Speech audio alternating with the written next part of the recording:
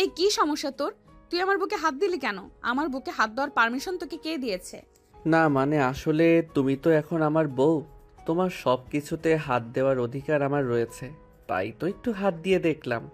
একদম থাপ্পড় মেরে তোর সব কয়টা দাঁত ফেলে দেব, বলে দিলাম। অসভ্য মার্কা ছেলে একটা।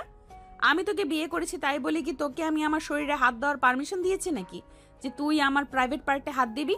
না মানে আসলে আমি আমার বন্ধুদের কাছে সব সময় শুনে এসেছি বউয়ের সব জিনিসে হাত দেওয়ার অধিকার থাকে, বউকে আদর করার অধিকার থাকে, তাই তো আমি তোমার পারমিশন ছাড়াই তোমার শরীরে হাত দিয়েছিলাম।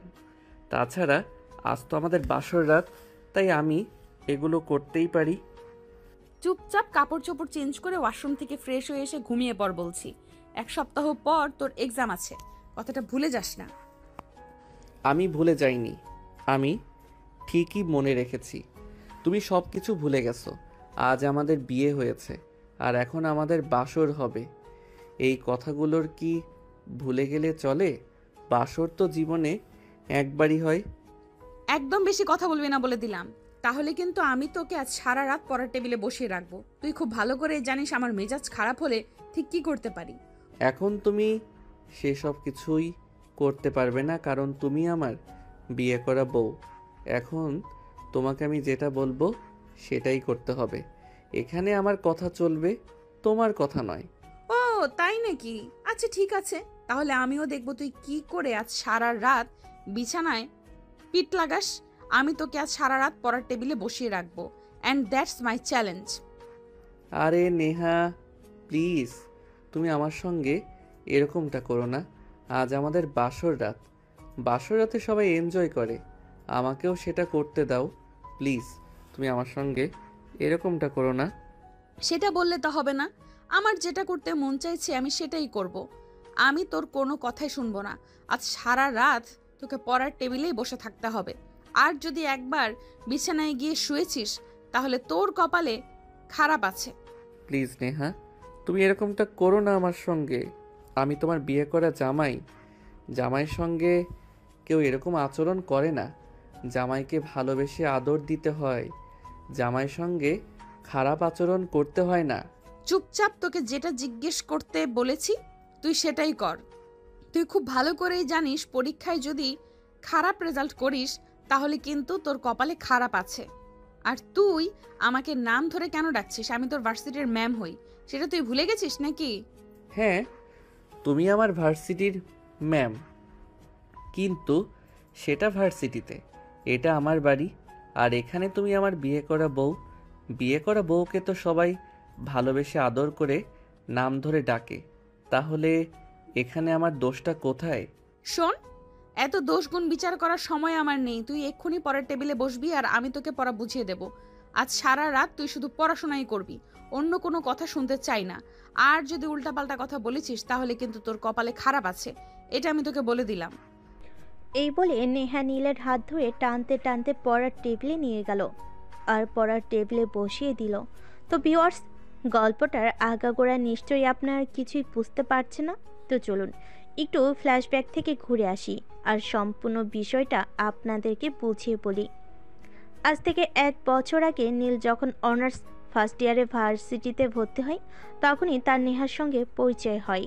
নেহা পড়াশোনা শেষ করে ভার্সিটির প্রফেসর হিসাবে নিযুক্ত হয়েছে আর নীল এই বছর অনার্স ফার্স্ট ইয়ারে ভর্তি হলো। ভার্সিটির প্রথম যেদিন নীল ভার্সিটি এসেছিল সেদিন ঘুম থেকে উঠতে একটু লেট হয়ে গেছিল, তাই সে তাড়াতাড়ি করে ভার্সিটি ক্যাম্পাসে বাইক পার্ক করে হলের দিকে যাচ্ছিল। তখনই হঠাৎ নেহার সঙ্গে তার ধাক্কা লেগে যায়। নেহা দেখতে খুবই সুন্দরী ছিল। নীল এমনভাবে নেহার উপরে ধাক্কা খেয়ে পড়ে গিয়েছিল যে নেহা তার নিচে আর সে উপরে ছিল। ও মাই গড, তুমি মেয়ে না আকাশের পরি গো। Shut up and I say just shut your mouth. চুপচাপ আমার উপর থেকে নেমে পড়ো। এইভাবে বলে না ডার্লিং, তুমি দেখতে যাও সুন্দর, তোমার শরীরটাও ঠিক তেমনই সুন্দর। তোমার উপর শুয়ে থেকে তো আমার মনে হচ্ছে যেন কোনো তুলার বালিশের উপর শুয়ে আছি। ও তাই নাকি? আচ্ছা ঠিক আছে, দাঁড়া তাহলে তোকে আমি দেখাচ্ছি। মজা দেখে তো নতুন মনে হচ্ছে। মনে হয় ভার্সিটিতে নতুন এসেছিস, তাই এত বড় কথা বলার সাহস পেলি। সমস্যা নাই, আজই আমি তোকে বুঝিয়ে দেব কত ধানে কত চাল। এই কথা বলে নেহা নীলকে নিজের বুকের উপর থেকে ধাক্কা দিয়ে সরিয়ে উঠে দাঁড়ালো। আর তখনই নীলকে শার্টের কলার ধরে টেনে দাঁড় করালো আর ঠাস ঠাস করে তার দুই গালে দুইটা বসিয়ে দিয়ে পড়ল। আশা করি এবার কিছুটা বুঝতে পেরেছিস। আর একটা কথা তোকে বলে দিচ্ছি, এই ভার্সিটিতে পড়াশোনা করতে হলে ভদ্রভাবে পড়াশোনা করতে হবে। এই ভার্সিটিতে পড়াশোনা করতে হলে কোনো বেয়াদবি করা চলবে না, ভালোভাবে থাকতে হবে। এখন চুপচাপ ক্লাসরুমে যা, আর বাকি কথাগুলো তোকে পরে বলে দিব। নীল তখন কোনো কিছু বলতে চেয়েও আর বলতে পারল না। ততক্ষণে নেহা চলে গেছে। এদিকে নীল অনেক খোঁজাখুঁজি করে নিজের ক্লাসরুম খুঁজে নিল আর ক্লাসে এসে বসে পড়ল। অনেকক্ষণ পরে ক্লাস টিচার ঢুকলো। নীল তো টিচারকে দেখে পুরোই অবাক। এটা তো অন্য কেউ না, একটু আগে যে মেয়েটার সঙ্গে ধাক্কা লেগেছিল সেই মেয়েটাই। নীল অনেকটা হতবম্ব আর অবাক হয়ে সবার সঙ্গে উঠে দাঁড়িয়ে টিচারকে সম্মান প্রদর্শন করলো। একটু পরে নেহা ক্লাস শুরু করলো। নেহা ছিল ইংলিশ টিচার। ইংরেজিতে নীল বরাবরই একটু দুর্বল ছিল, তাই সে নেহাকে দেখে মনে মনে একটু ভয় পেয়েছিল, কিন্তু তারপরও তার চেয়ারে সেটা ফুটে উঠতে দিল না। সে নিজের মধ্যে যথেষ্ট সাহসী ভাব রেখে ক্লাস করতে থাকলো। কিছুক্ষণ পরই নেহা নীলকে বেশ কিছু প্রশ্ন করে, কিন্তু নীল সেখান থেকে শুধুমাত্র একটা প্রশ্নের উত্তর দিতে পারে। তাই নেহা অনেকটাই রেগে গেল আর নীলকে ক্লাসের সবার সামনে নীল ডাউন করিয়ে রাখলো। সেটা দেখে সবাই অনেক হাসাহাসি করছিল। যে ছেলেটা আজকে প্রথম ক্লাসে আসলো আর আজকে ম্যামের কাছে তাকে নীল ডাউন হতে হলো, কিন্তু নেহা সে দেখি কোনো ভ্রুক্ষেপ হলো না। সে সারা ক্লাস তাকে নীল ডাউন করিয়ে রাখলো। ক্লাস শেষ হলে সে নীলকে নিজের কেবিনে ডেকে নিল। নীল ক্লাস থেকে বের হয়ে নেহার কেবিনের দিকে যাচ্ছিল। তখনই হঠাৎ তার ক্লাসের একটা ছেলে তাকে বলল, কি ব্যাপার, তুমি তো আজকেই প্রথম দিন ক্লাস আসলি, আর আজকেই কেন ম্যাডাম তোমাকে নিজের কেবিনে ডেকে নিচ্ছেন? সেটা তো আমি এখনও বুঝতে পারছি না। নিশ্চয়ই ম্যামের কাছে গেলেই বুঝতে পারবো। তবে আমার মনে হয় ম্যাম আমাকে প্রথম দেখাতেই ভালোবেসে ফেলেছেন, যার কারণে তিনি নিজের কেবিনে ডেকে নিয়ে আমাকে প্রেমের প্রস্তাব দিতে চাইছেন। তোমার মাথা খারাপ হয়েছে? তুমি চেনো এই ম্যাডামকে? উনি প্রচণ্ড রাগী আর বদমেজাজি। জানি না তোমার সঙ্গে কি হতে চলেছে, তবে সাবধান, ম্যামের সঙ্গে কোনো উল্টোপাল্টা উত্তর দিতে যেও না, তাহলে কিন্তু তোমার কপালে খারাপ হয়ে আছে, কথাটা মনে রেখো। আরে বাবা, তুমি এত চিন্তা করো না, ম্যাম আমাকে কিছুই করবেন না। আমি সত্যি বলছি, তুমি দেখে নিও। ম্যাম প্রথম দেখাতেই আমাকে ভালোবেসে ফেলেছেন, তাই তো আমাকে নিজের কেবিনে ডেকে নিয়ে প্রেমের প্রস্তাব দিতে চাইছেন। তোমার সেই আশায় ঘুরে বাড়ি, কারণ ম্যামকে আমরা প্রত্যেকটা স্টুডেন্টই খুব ভালো করে চিনি। তিনি প্রেম করার মতো মেয়ে নন। তাছাড়া বয়স তো অনেক হয়েছে, যেহেতু ভার্সিটির প্রফেসর, তাই আমার মনে হয় ওনার হাজব্যান্ড থেকে শুরু করে বাচ্চা কাচ্চা পর্যন্ত আছে। তাই সেসব চিন্তাভাবনা বাদ দিয়ে দাও। আরে ভাই, কে বলেছে হাজবেন্ড বাচ্চা কাচ্চা থাকলে কেউ প্রেম করবে না? আমার মতো হ্যান্ডসাম ছেলে দেখলে 3 বাচ্চার মাও বাচ্চা রেখে আমার সঙ্গে পালাবে। এই কথা বলে নীল ছেলেটাকে পাশ কাটিয়ে নেহার কেবিনের দিকে অগ্রসর হতে থাকলো। নীল নেহার কেবিনে প্রবেশ করতেই নেহা নীলকে বলে, তোর বাসা কোথায় আর কোন কলেজ থেকে এসেছিস? আমার বাসা ঢাকাতেই, আর আমি ঢাকা সিটি কলেজে পড়াশোনা করতাম, সেখান থেকে এসেছি। যাই হোক ম্যাম, এবার আপনার ব্যাপারে বলুন। তোর সাহস তো কম নয়, তুই আমার কেবিনে দাঁড়িয়ে আমাকে প্রশ্ন করছিস। তুই জানিস আমি তো টিচার, আর টিচারকে তুই এইভাবে প্রশ্ন করার সাহস কোথায় পাচ্ছিস? আরে ম্যাডাম, আপনি রেগে যাচ্ছেন কেন? এখানে রেগে যাওয়ার মতো কি আছে? আপনি আমার টিচার, তাই আপনি আমাকে প্রশ্ন করেছেন। আমিও আপনার স্টুডেন্ট, তাই আপনার ব্যাপারেও আমার জানার অধিকার রয়েছে। তাই তো আমি আপনাকে জিজ্ঞাসা করলাম। বলুন না আপনার ব্যাপারে কিছু। আমি তো টিচার হই, এটা তোর জন্য যথেষ্ট। আমার ব্যাপারে আর কোনো কিছু জানার আগ্রহ দেখাস না, তাহলে কিন্তু তোকে বিপদে পড়তে হবে। কথাটা মনে রাখিস, কারণ ভুলে যাবি না আমি তোর টিচার হই। বউ হলেও কিন্তু সমস্যা নেই। যাই হোক ম্যাম, আপনাকে কিন্তু আমার হেব্বি লেগেছে। আপনি চাইলে আমি আপনার বাসায় বিয়ের প্রস্তাব পাঠাতে পারি। কথাটা শেষ করার আগেই নেহা নিজের চেয়ার ছেড়ে উঠে এসে নীলের শার্টের কলার চেপে ধরে রাগে গজগজ করতে করতে বলতে লাগলো। তোর দুঃসাহস থেকে অবাক না হয়ে পারছি না। আজকে তুই প্রথম দিন ভার্সিটিতে এলি, আর আজকে এই প্রথম দিন ভার্সিটিতে এসে তুই এরকম পারফরমেন্স দেখাচ্ছিস। তোর বুকের পাটা আছে বলতে হয়। তবে একটা কথা ভুলে যাস না, তুই আমার সঙ্গে তেরামি করলে কিন্তু এই ভার্সিটিতে পড়াশোনা করাটাই তোর জন্য টাফ হয়ে দাঁড়াবে। আমি আপনার সঙ্গে তেরামি কোথায় করলাম? আমি তো যেটা সত্যি সেটাই বলেছি। আমি সত্যি বলছি। ম্যাডাম, আপনি কিন্তু দেখতে হেব্বি সুন্দর। আপনাকে আমার প্রথম দেখাতেই ভালো লেগে গেছে। আপনি চাইলে আমি আপনার বাসায় বিয়ের প্রস্তাব পাঠাতে চাই। এক্ষুনি আমার চোখের সামনে থেকে চলে যা বলছি। আমি তোর সঙ্গে আর কোনো কথাই বলতে চাই না। তোর মতো অসভ্য মার্কা একটা ছেলেকে কিভাবে প্রিন্সিপাল স্যার অ্যাডমিশন করালো সেটাই আমি বুঝতে পারছি না। তোর মতো ছেলেদের তো বস্তিতে থাকা উচিত, ভার্সিটিতে নয়। এখন তুই আমার চোখের সামনে থেকে দূর হ। আমি তোর সঙ্গে কোনো কথা বলতে চাই না। নীল তখন আর কিছুই না বলে ম্যামের কেবিন থেকে বের হয়ে ক্লাসরুমের দিকে যাচ্ছিল। আর তখনই সেই ছেলেটা এসে তার সামনে দাঁড়ালো আর বলল, কি ব্যাপার ভাই, বিষয়টা কি হলো? আমি তো সেটাই বুঝতে পারলাম না। তুমি ম্যামের কেবিনে গেলে আর চুপচাপ চলে এলে। ম্যাম তোমাকে এমনি এমনি চলে আসতে দিল? সেটা কি করে সম্ভব? আরে ভাই, তোমাকে বললাম না, ম্যাম আমাকে প্রথম দেখাতেই ভালোবেসে ফেলেছে। তাই তো ম্যাম আমাকে প্রেমের প্রস্তাব দেওয়ার জন্য নিজের কেবিনে ডেকে নিয়েছিল। আমার কথা যদি বিশ্বাস না হয় তাহলে তুমি নিজেই গিয়ে ম্যামের কাছে জিজ্ঞাসা করে আসতে পারো। ভাই, তোমার মতো আমার এত দুঃসাহস নেই যে ম্যামকে গিয়ে আমি এমন প্রশ্ন করব। কারণ আমি যদি ম্যামকে এই প্রশ্ন করি আর এই ভার্সিটি আমার আর এই ভার্সিটিতে এক দণ্ড থাকা হবে না। কারণ ম্যামকে আমি খুব ভালো করে চিনি। তাই তুমি তোমার দুঃসাহস নিয়ে থাকো। চলো, জীবনের পথে চলতে হলে কিছুটা হলেও সাহস রাখতে হয়। এত ভীতু হতে নেই। ভীতু হতে গেলে সবসময় ঠকে যেতে হয়। তাই সবসময় একটু সাহস নিয়ে চলতে হয়, তাহলে জীবনের যুদ্ধে জয়ী হওয়া যায়। এই বলতে বলতে নীল হৃদয়কে নিয়ে ক্লাসরুমের দিকে চলে গেল। আর সেই দিনকার মতো ক্লাস পর্ব শেষ হলে ভার্সিটি ছুটি হলো। আর ভার্সিটি ছুটি হওয়ার সময় নীল গেটের সামনে দাঁড়িয়ে তার বাইক নিয়ে অপেক্ষা করছিল। প্রায় আধা ঘন্টা পরে নেহা ভার্সিটি ক্যাম্পাস থেকে বের হয়ে গেটের সামনে দাঁড়িয়ে রিক্সার জন্য অপেক্ষা করছিল। তখনই নীল বলল, আরে ম্যাম, আমি আপনার জন্য সেই কখন থেকে বাইক নিয়ে দাঁড়িয়ে দাঁড়িয়ে অপেক্ষা করছি আপনাকে বাসা পর্যন্ত পৌঁছে দেব বলে। কিন্তু আপনি তো দেখছি আমাকে কোনো পাত্তা না দিয়ে ওদিকে গিয়ে রিক্সা করছেন কেন বলেন তো? তোকে আমি কখন বললাম যে আমাকে আমার বাসা পর্যন্ত পৌঁছে দিতে হবে? রাস্তায় অনেক রিক্সা রয়েছে, আমি কোনো একটা রিক্সা দিয়ে আমার বাসায় চলে যেতে পারবো। আর যদি রিক্সা না পাই তাহলে হেঁটে হেঁটে চলে যাব। কিন্তু ম্যাডাম, আমি থাকতে আপনাকে সেই কষ্টটা কিভাবে করতে দেই বলেন তো? এত সুন্দর একটা বাইক রয়েছে আমার, আর আমি সেটা দিয়ে আমার বাসা পর্যন্ত যাব, আর আপনি কি না হেঁটে হেঁটে যাবেন? এমনটা তো কখনোই আমি হতে দিতে পারি না। তাই প্লিজ ম্যাম, কোনো কথা না বলে চুপচাপ চলে আসুন। আমি আপনাকে আপনার বাসা পর্যন্ত পৌঁছে দিয়ে আসি। তুই এখন এখান থেকে যাবি নাকি যাবি না সেটাই বল।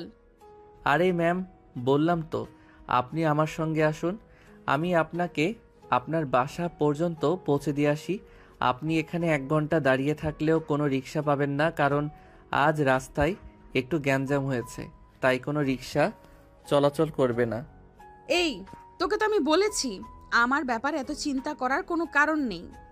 তুই তোর মতো করে চলে যা, আমি যেইভাবে পারি বাসায় চলে যাব। আমি তোকে আমার বিষয়ে চিন্তা করতে বলিনি। ঠিক আছে ম্যাডাম, আমি চলে যাচ্ছি। কিন্তু একটা কথা আপনাকে বলে দিচ্ছি, আজ সারাদিন আপনি এখানে দাঁড়িয়ে থাকলেও কোনো গাড়ি পাবেন না বাসায় যাওয়ার জন্য। তখন কিন্তু আবার আফসোস করবেন না। আরে মোর জ্বালা, তুই এখনো যাচ্ছিস না কেন? আমি কি তোকে এখনো এখানে দাঁড়িয়ে থাকতে বলেছি নাকি? বলছি তো তুই এখান থেকে চলে যা, আমার ব্যাপারটা আমি নিজেই দেখে নিব। তোকে আমাকে নিয়ে কোনো চিন্তা করতে হবে না। চুপচাপ এখান থেকে চলে যা আর আমাকে উদ্ধার কর। আমি তোর সব প্যাচাল আর সহ্য করতে পারছি না। দয়া করে এখান থেকে চলে যা। নীল তখন সেখান থেকে চলে গেল আর পাশের একটা রেস্টুরেন্টে গিয়ে খাবার খাচ্ছিল। কারণ আছে, সব কিছু ঠিক করে রেখেছে সে তার বন্ধুদের দিয়ে।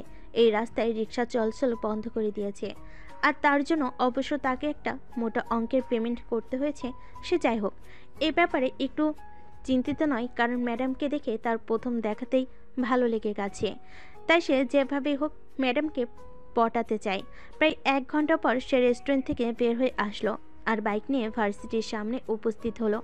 নেহা ম্যাডাম তাকে দেখে বলল, কি ব্যাপার, তুই আবার এখানে আসলি কেন? তুই না বাসায় চলে গেছিলি, তাহলে আবার এখানে কেন আসলি? ম্যাডাম, আমি তো সে কবে বাসায় চলে গিয়েছিলাম, কিন্তু আপনাকে তো বললাম আজ এখানে কোনো রিক্সা আসবে না। তাই চলুন আমি আপনাকে আপনার বাসা পর্যন্ত পৌঁছে দিয়ে আসি।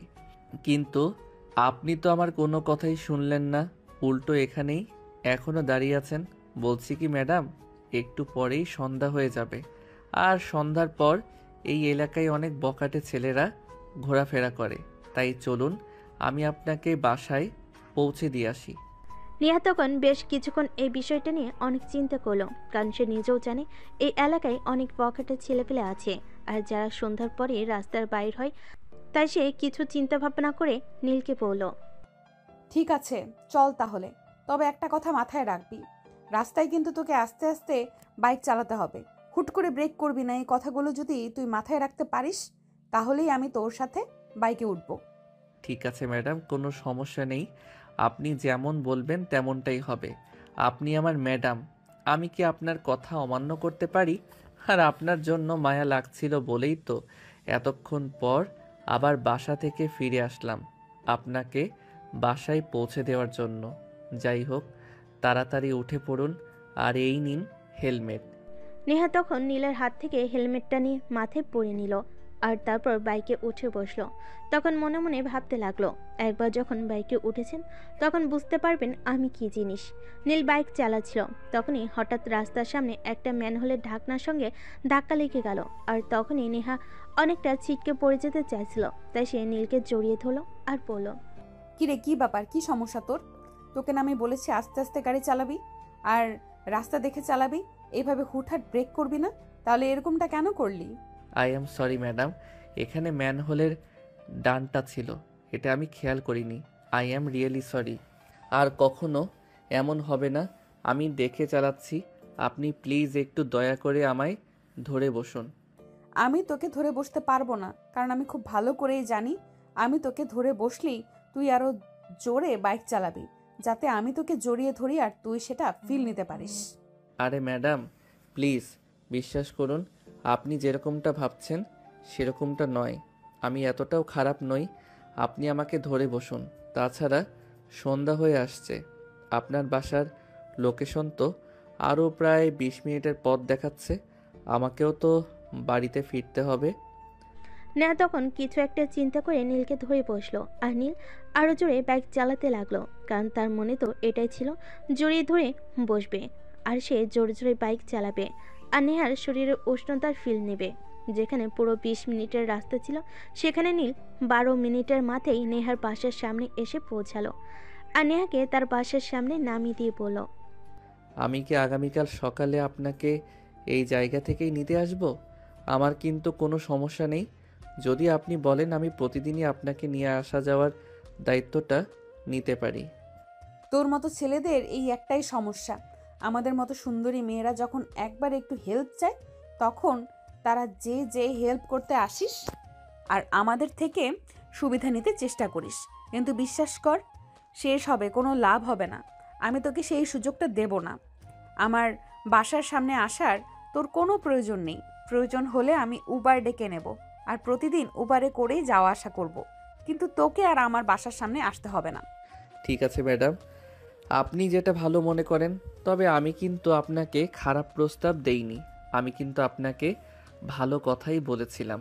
আমার সঙ্গে আপনার যাতায়াত করলে নিজের যাওয়া আসার খরচটা বেঁচে যেত। আপনার বাসা থেকে ভার্সিটিতে যাওয়া আসার জন্য কিন্তু আপনাকে প্রতিদিন 300 থেকে 400 টাকা ওভার খরচ করতে হবে, কিন্তু আমার সঙ্গে ফ্রিতে যেতে পারতেন। আরে বাবা, বললাম তো আমাকে নিয়ে তোর এত চিন্তা করতে হবে না। তুই নিজের চরকায় তেল দে আর আমাকে আমার মতোই থাকতে দে। যাই হোক, এই নে 100 টাকা, এটা দিয়ে চকলেট কিনে খাস। Thank you madam. আপনাকে প্রথম দিন আপনার বাসা পর্যন্ত পৌঁছে দিলাম, আর তার জন্যই 100 টাকার টিপস পেলাম। তবে একটা কথা ম্যাডাম, আমি কিন্তু এই টাকাটা খরচ করব না। আপনার দেওয়া প্রথম উপহার হিসেবে নিজের মানিব্যাগের এক কোণায় রেখে দেব। আসলে এটা সত্যি যে তোর মাথায় সমস্যা আছে। তুই এক কাজ করিস, তোর বাবার নাম্বারটা আমাকে দিস। আমি তোর বাবাকে ফোন দিয়ে বলে দিব তোকে একজন ভালো সাইকোলজি স্পেশালিস্ট দেখাতে। তা না হলে তোর যেরকম মেন্টালিটি অবস্থা, তাতে তুই বেশি দিন ঠিক থাকতে পারবি না। তোকে খুব তাড়াতাড়ি মেন্টাল হসপিটালে শিফট করতে হবে। নীল তখন নেহার কথার কোনো উত্তর না দিয়ে হাসতে হাসতে বাইক নিয়ে সেখান থেকে চলে গেল। আর নেহা বাসে প্রবেশ করলো। নেহা বাসে প্রবেশ করতেই তার আম্মু তাকে প্রশ্ন করলো, কি ব্যাপার নেহা, আজ ভার্সিটি থেকে ফিরে আসতে এত লেট হলো কেন? আমি সেই কখন থেকে তোর জন্য অপেক্ষা করছি আর টেনশন হচ্ছিল। ভাবলাম তোর কোনো সমস্যা হলো নাকি। তাছাড়া অনেকবার তোকে ফোন দিয়েছিলাম, তোর ফোন সুইচ অফ বলছিল। আম্মু, আসলে গতকাল রাতে ফোনটা চার্জে দিতে ভুলে গিয়েছিলাম। ফোনের চার্জ শেষ হয়ে গেছিল, তাই ফোন সুইচ অফ বলছিল। আর ফোনের চার্জারও সঙ্গে নিয়ে যাইনি যে ফোনটা চার্জ দেব। আচ্ছা ঠিক আছে, কোনো সমস্যা নেই, এখন ফ্রেশ হয়ে বিশ্রাম নে। অতপর নেহা নিজের রুমে চলে আসলো আর ওয়াশরুমে গিয়ে ফ্রেশ হয়ে নিল। তারপর নিজের জামাকাপড় চেঞ্জ করে ফোনটা চার্জে বসে একটু বেলকুনিতে গিয়ে বসলো। তখন রাত নেমে এসেছে। আজকের আকাশটা মোটামুটি ভালোই লাগছে। সন্ধ্যাবেলা থেকে চাঁদ তারা দিয়ে পরিপূর্ণ হয়ে উঠেছে। আকাশটা অনেক সুন্দর লাগছে। এসব ভাবতে ভাবতে নেহার রুমে চলে আসলো আর রুমটা একটু গুছিয়ে নিল। তারপর রান্নাঘরে গিয়ে তার আম্মুকে রান্নার কাজে সহযোগিতা করলো। রান্নাবান্না শেষ হলে মা মেয়ে দুজনে খাওয়া দাওয়া করে ঘুমিয়ে পড়লো। গল্পে তো অনেক দূর পর্যন্ত চলে আসা হলো, কিন্তু গল্পের নায়ক নায়িকার বিষয়ে তো সেরকম কিছু আপনাদের বলাই হলো না। গল্পের নায়িকা নেহা, যে ভার্সিটির প্রফেসর। সে তার মায়ের একমাত্র সন্তান। মায়ের একমাত্র সন্তান বলার পেছনেও যথেষ্ট কারণ রয়েছে। কারণ নেহার বয়স যখন 6 মাস, তখন নেহার বাবার সঙ্গে নেহার আম্মুর ডিভোর্স হয়ে যায়। আর নেহাকে তার আম্মু তার আব্বুর সঙ্গে যেতে দেয়নি, তাই নেহা তার আম্মুর কাছে থেকে যায়। আর তার আম্মু একটা প্রাইভেট ক্লিনিকে নার্স ছিলেন। তার থেকে যা বেতন পেত সেটা দিয়েই মা মেয়ের খুব ভালোভাবেই চলে যেত। মেয়ের কথা চিন্তা করে নেহার আম্মু আর দ্বিতীয় বিয়ে করেনি। নেহাকে নিয়ে তিনি পুরোটা জীবন কাটিয়ে দিয়েছেন। এখন আলহামদুলিল্লাহ নেহা তার মায়ের কষ্টের দিনগুলো শেষ পথে নিয়ে এসেছে। সে পড়াশোনা শেষ করে একটা ভার্সিটির প্রফেসর হিসেবে নিযুক্ত হয়েছে আর ভালো টাকা মাইনেও পাচ্ছে। সে তার মায়ের কষ্টটা বুঝতে পারে, তাই তো মায়ের ছোট ছোট স্বপ্নগুলো পূরণ করতে শুরু করেছে। অপরদিকে নীল, সে হলো কোটিপতি বাবা মায়ের একমাত্র আদরের রাজপুত্র। নীলের বাবার বেশ কয়েকটা পোশাক শিল্পের কারখানা রয়েছে। সেখান থেকে যা ইনকাম আসে সেটা দিয়ে তাদের খুব ভালোভাবে চলে যায় এবং খুব ভালো টাকা সেভও করতে পারছে, যেটা তারা নীল এবং তার বোনের ভবিষ্যতের জন্য রাখছে। গল্পের নায়ক নীল, তার একটা ছোট বোন, তার নাম রিমি। সে এবছর এসএসসি পরীক্ষা দেবে। তো ভিউয়ার্স, চলুন আর কথা না বাড়িয়ে মূল গল্পে ফিরে আসা যাক। সেদিন নীল বাসায় ফিরে আসতে আসতে তার রাত প্রায় 8টার মতো বেজে গেছিল। তাই বাসে ঢুকতেই তার ছোট বোন তাকে বলল, কি ব্যাপার ভাইয়া, আজকেই প্রথম দিন ভার্সিটিতে গেলি আর আজকেই তোর বাসায় ফিরে আসতে 8টা বাজলো? এরপর তুই কখন বাসায় ফিরবি সেটা নিয়ে তো আমার যথেষ্ট টেনশন হচ্ছে। Come on my dear sweet sister, আজকে প্রথম দিন ভার্সিটিতে গিয়েছি, একটু লেট তো হবেই। যাই হোক, আম্মু কোথায়? আম্মুকে বলো আমার জন্য খাবার তৈরি করতে, খুব ক্ষুধা পেয়েছে। আমি তো সেই কখন থেকে তোর জন্য খাবার বানিয়ে অপেক্ষা করছি। তুই হাত মুখ ধুয়ে খাবার টেবিলে আয়, আমি তোকে খাবার দিচ্ছি। নীল তখন নিজের রুমে চলে গেল আর ফ্রেশ হয়ে খাবার টেবিলে খাবার খেতে আসলো। নীলের আম্মু তাকে খাবার দিয়ে কিচেনে চলে গেল।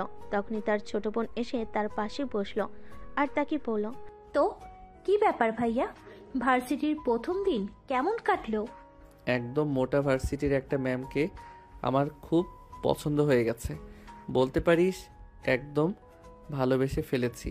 আর তার জন্যই তো এতটা লেট হলো। বলিস কি ভাইয়া, আমি তো তোর কথা বিশ্বাস করতে পারছি না।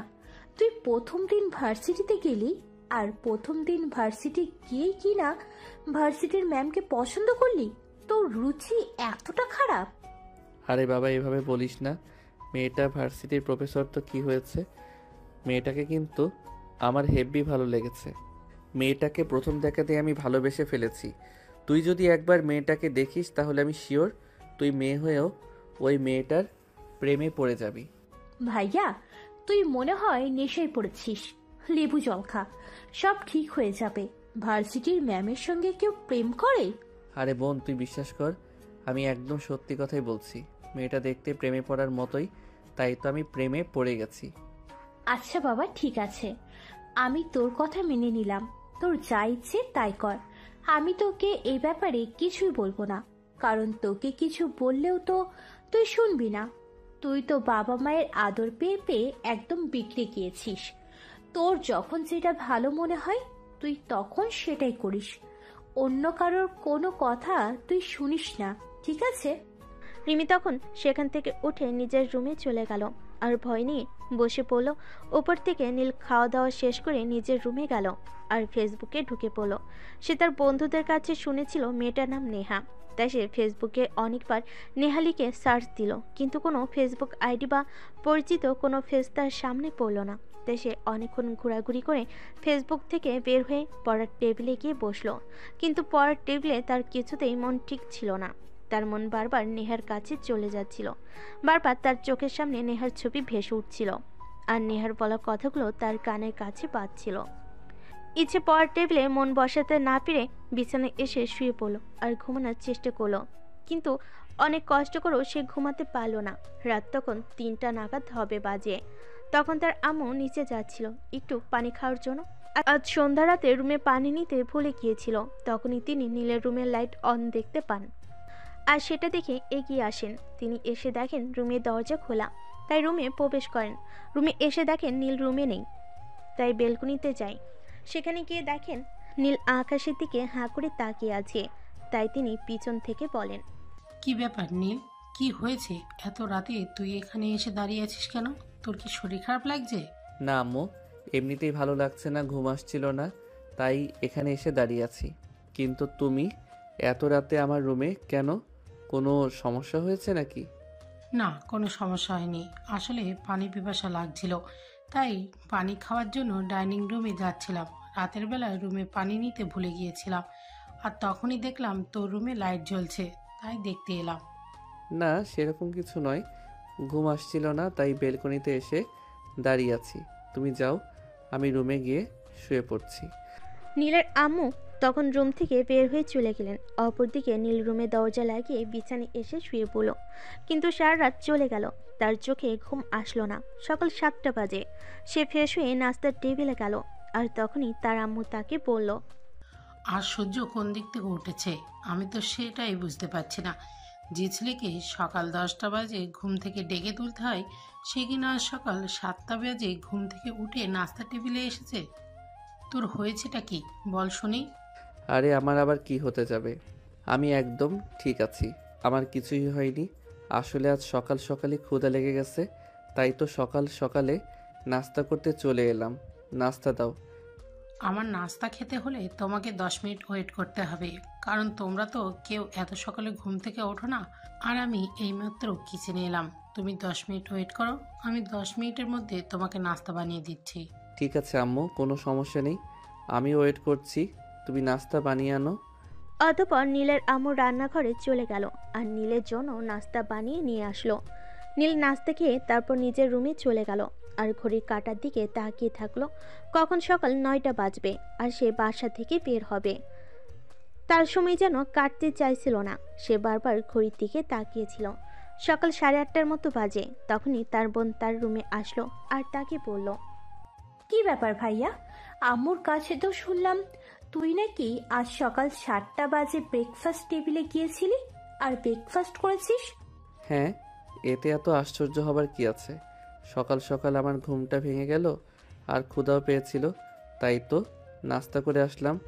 কিন্তু তুই এভাবে কেন আমায় জিজ্ঞাসা করছিস? তোর মনে তো শয়তানি বুদ্ধি উকিঝুঁকি দিচ্ছে। সে তো দেবেই, তুই কাল আমাকে যা শুনিয়েছিস সেটা শুনেই তো আমার সন্দেহ লাগছে। তুই আজ এত সকালে ঘুম থেকে উঠলে কি করে বল না আমাকে, তোর কি হয়েছে? আমার তো মনে হচ্ছে তোর ভিতরে কিছু একটা চলছে। আরে বাবা, তোকে তো কাল বললামই আমি ম্যামকে প্রথম দেখাতেই ভালোবেসে ফেলেছি। আর জানিস, আজ সারা রাত আমি ঘুমাতে পারিনি। আমার চোখের সামনে শুধু ম্যামের চেহারাটাই ভেসে উঠছিল, আর বারবার ম্যামের বলা কথাগুলো মনে পড়ছিল, তাই সারা রাত ঘুম হয়নি। শোন ভাইয়া, প্রেমে পড়া ভালো, ভালোবাসাও ভালো, কিন্তু নিষিদ্ধ কোনো জিনিসের প্রতি মায়া জাগানোটা একদমই ঠিক নয়। তুই ওই মেয়েটাকে ভালোবেসেছিস, সেটা ভালো কথা, কিন্তু যদি মেয়েটা বিবাহিত হয় তাহলে তুই কি করবি? আমি তোকে এটা বলতে চাইছি, দেখ, মেয়েটা ভার্সিটির প্রফেসর, নিশ্চয়ই অনেক বয়স হয়েছে, তবে তার বিয়ে হতে পারে। যদি মেয়েটা তোর না হয় তাহলে তুই মেয়েটাকে ভালোবেসে কি পাবি বল? শোন, আমি মানুষের চোখ দেখে মনের কথা বলে দিতে পারি। আমি মেয়েটাকে দেখেই বুঝতে পেরেছি মেয়েটা বিবাহিত নয়, আর বিবাহিত হলে আমি কখনোই মেয়েটার প্রেমে পড়তাম না। আর যদি পরেও যেতাম তাহলে নিজে থেকেই নিজেকে সরিয়ে নিয়ে আসতাম। যাই হোক, সে ব্যাপারে তোর সঙ্গে কথা বলার কোনো প্রয়োজন নেই। তুই স্কুলে যাচ্ছিস না কেন এখনো? ড্রাইভার আঙ্কেলের মেয়ে অসুস্থ, সে ছুটিতে গেছে। তুই আমাকে স্কুলে পৌঁছে দিয়ে তারপর ভার্সিটি যাবি, সেই জন্য তোর কাছে এটা বলতে এলাম। আমি তোকে স্কুলে পৌঁছে দিতে পারবো না, তাহলে আমার লেট হয়ে যাবে। কারণ আমি নেহাকে কাল বলে এসেছি আমি আজ তাকে বাসার সামনে থেকে তুলে নিব, আর তারপর ভার্সিটি যাব। তাহলে আমি কিভাবে স্কুলে যাব সেটা একবার চিন্তা করিসনি? ড্রাইভার আঙ্কেল নেই, তাহলে তো আমাকে রিক্সা করে স্কুলে যেতে হবে। আর আমার বাবার এতগুলো গাড়ি, টাকার বাড়ি, যদি আমি রিক্সা করে স্কুলে যাই তাহলে কি আমার প্রেস্টিজ বলতে কিছু থাকবে? অত কিছু আমি জানি না, আর জানার প্রয়োজন আছে বলেও আমি মনে করছি না। তোকে যেটা বলছি তুই সেটাই কর। আমি তোকে স্কুলে পৌঁছে দিতে পারবো না। তোর যদি স্কুলে যেতেই হয় তাহলে তুই অন্য কিছুতে করে স্কুলে চলে যা, আর না হলে আজ স্কুলে যাবার কোনো প্রয়োজন নেই। দেখ ভাইয়া, একদম ভালো হবে না কিন্তু, বলে দিলাম। আমি কেন অন্য কিছুতে করে স্কুলে যাব? আমাকে তুই নিজেই স্কুলে পৌঁছে দিবি, তা না হলে কিন্তু আমি তোর এইসব কাণ্ডকীর্তি আব্বুকে বলে দেব, কথাটা মাথায় রাখিস। আচ্ছা বাবা, ঠিক আছে, আমাকে এত ভয় দেখাতে হবে না। তাড়াতাড়ি রেডি হয়ে নিচে আয়, আমি বাইক নিয়ে অপেক্ষা করছি। তোকে স্কুলে পৌঁছে দিয়ে তারপর নেহাকে নিতে যাব। রিমি তখন কোনো কথা না বলে সেখান থেকে চলে গেল আর রেডি হয়ে নিচে চলে আসলো। তারপর নীল তাকে স্কুলে পৌঁছে দিয়ে নেহার বাসার সামনে চলে আসলো। নীল বাইক দাঁড় করাতে নেহা বাসা থেকে বের হলো। নীলকে দেখে অবাক হয়ে পড়ল। কি ব্যাপার, এই সাত সকালে তুই আমার বাসার সামনে কেন? তোকে না বলেছিলাম এখানে আসতে হবে না, তারপরও কেন এসেছিস? ম্যাডাম, আমি তো আপনাকে বলেই দিয়েছিলাম আমি সকালবেলা আপনাকে নিতে আসব, তাই তো সকালবেলা চলে এলাম। যাই হোক, ভার্সিটির তো টাইম হয়ে গেছে, উঠে পড়ুন প্লিজ, তাড়াতাড়ি চলে যাই। এমনিতেই আজ সকালবেলা আমার বোনকে তার স্কুলে পৌঁছে দিতে হয়েছে, তাই লেট হয়ে গেছে। তুই চলে যা, আমি তোর সঙ্গে যাব না। আমি উবার ডেকেছি, উবারে করেই চলে যাব। ম্যাডাম, আমি তো বলেছিলাম উবার ডাকার কোনো প্রয়োজন নাই, আমি নিজেই আপনাকে ভার্সিটি পর্যন্ত নিয়ে যাব, আর ভার্সিটি থেকে বাসায় পৌঁছে দেব। তাহলে আপনি কেন শুধু শুধু নিজের টাকা খরচ করতে গেলেন? আমার টাকা পয়সা নিয়ে তোরা তো চিন্তা করতে হবে না। তোকে যেটা বলেছি তুই সেটাই কর। শোন, এমনিতেই এতটুকু বয়স পার করতে অনেক কিছু সহ্য করতে হয়েছে, তুই আশা করি আর কোনো প্যারা দিবি না। বলতে বলতেই উবার চলে আসলো আর নেহা নীলকে কোনো কিছু না বলেই উবারে চলে গেল। নীল মন খারাপ করে বেশ কিছুক্ষণ সেখানে বসে রইল। তারপর বাইক নিয়ে ভার্সিটিতে চলে আসলো। ভার্সিটিতে আসতেই তার বন্ধু হৃদয়ের সঙ্গে তার দেখা হলো, আর হৃদয় তখন তাকে বলল, কি ব্যাপার দোস্ত, আজ আসতে দেরি হলো কেন? এই তো ঘুম থেকে উঠতে একটু দেরি হয়ে গেছে, তাই আসতে দেরি হলো। মিথ্যা কথা কেন বলছো? বন্ধুদের সঙ্গে তুমি আমাকে আমার বাসার সামনে নিতে গিয়েছিলে, আর আমি তোমাকে ফেলে চলে আসলাম, সেই জন্য তুমি সামনে দাঁড়িয়ে দাঁড়িয়ে আমার কথা ভাবছিলে, তাই আসতে দেরি হলো। এসব আপনি কি বলছেন ম্যাম? নীল আপনার বাসার সামনে দাঁড়িয়ে আপনার জন্য অপেক্ষা করছিল কেন? এই স্টুপিড, তুমি আমায় কেন প্রশ্ন করছো? আমি যেটুকু বলেছি সেটুকু তোমার জন্য যথেষ্ট, আর সে কেন অপেক্ষা করছিল সেটা তার কাছে জিজ্ঞেস করে নাও। আমাকে প্রশ্ন করার কোনো অধিকার তোমার নেই। এ বলে নেহা ম্যাডাম সেখান থেকে অফিস রুমের দিকে চলে গেল। আর অপরদিকে হৃদয় নীলকে পরপর প্রশ্ন করে চলেছে, কিন্তু নীল নেহার চলে যাওয়ার দিকে তাকিয়ে আছে। সে হৃদয়ের করা প্রশ্নের কোনো উত্তরই দিচ্ছে না। হৃদয় তখন অনেকটা বিরক্ত হয়, বলল, আরে ভাই, কি হয়েছে তোর? তুই এভাবে হ্যাবলার মতো ওই দিকে তাকিয়ে আছিস কেন? আর ম্যাডাম কি বলে গেল সেটা তুই শুনলি? যাক, বাদ দে সেসব কথা। চল ক্লাসরুমে যাওয়া যাক, ক্লাসের সময় হয়ে গেছে। আচ্ছা ভাই, ঠিক আছে, ক্লাসে চল।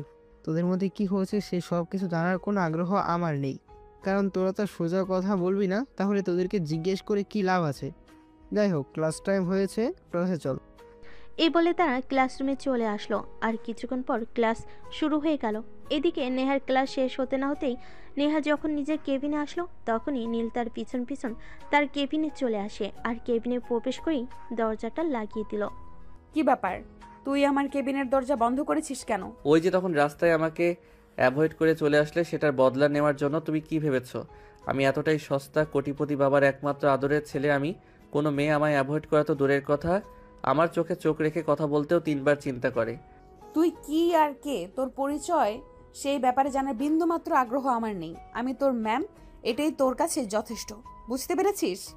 না, আমি কোনো কিছুই বুঝতে পারিনি আর বোঝার চেষ্টাও করি না, কারণ আমি সোজা কথার মানুষ। সোজা কথা সবসময় বলতে পছন্দ করি। আমার সঙ্গে কেউ তেরামি করুক, এটা আমার একদমই পছন্দ নয়।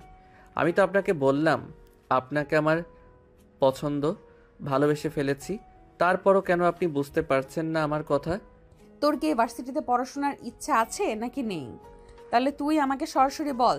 যদি ভার্সিটিতে পড়াশোনা করার ইচ্ছা না থাকে, আমি নিজ দায়িত্বে তোকে এই ভার্সিটি থেকে বের করে দেওয়ার বন্দোবস্ত করব। ম্যাডাম, আমি পড়াশোনা করব কি করব না সে ব্যাপারে আপনাকে ভাবতে হবে না, কিন্তু আমি আপনাকে ভালোবাসি, সেটাই আপনার কাছে বলতে এসেছি। এই, আমি খুব ভালো করে জানি সুন্দর জিনিসের প্রতি মানুষের বরাবরই খুব বেশি আকৃষ্ট হয়, আর যখন ওই জিনিসটার প্রতি আগ্রহটা কমে আসে, তখন ওই জিনিসটা মূল্যহীন হয়ে পড়ে। তাই আমি কোনো মানুষের আগ্রহের কারণ বা পছন্দের জিনিস হতে চাই না। আর প্রেম ভালোবাসা সে সব কিছু করবার বয়স আমার অনেক আগেই চলে গেছে। আর একটা কথা, কেন তুই তোর মাথায় ঢুকাচ্ছিস না?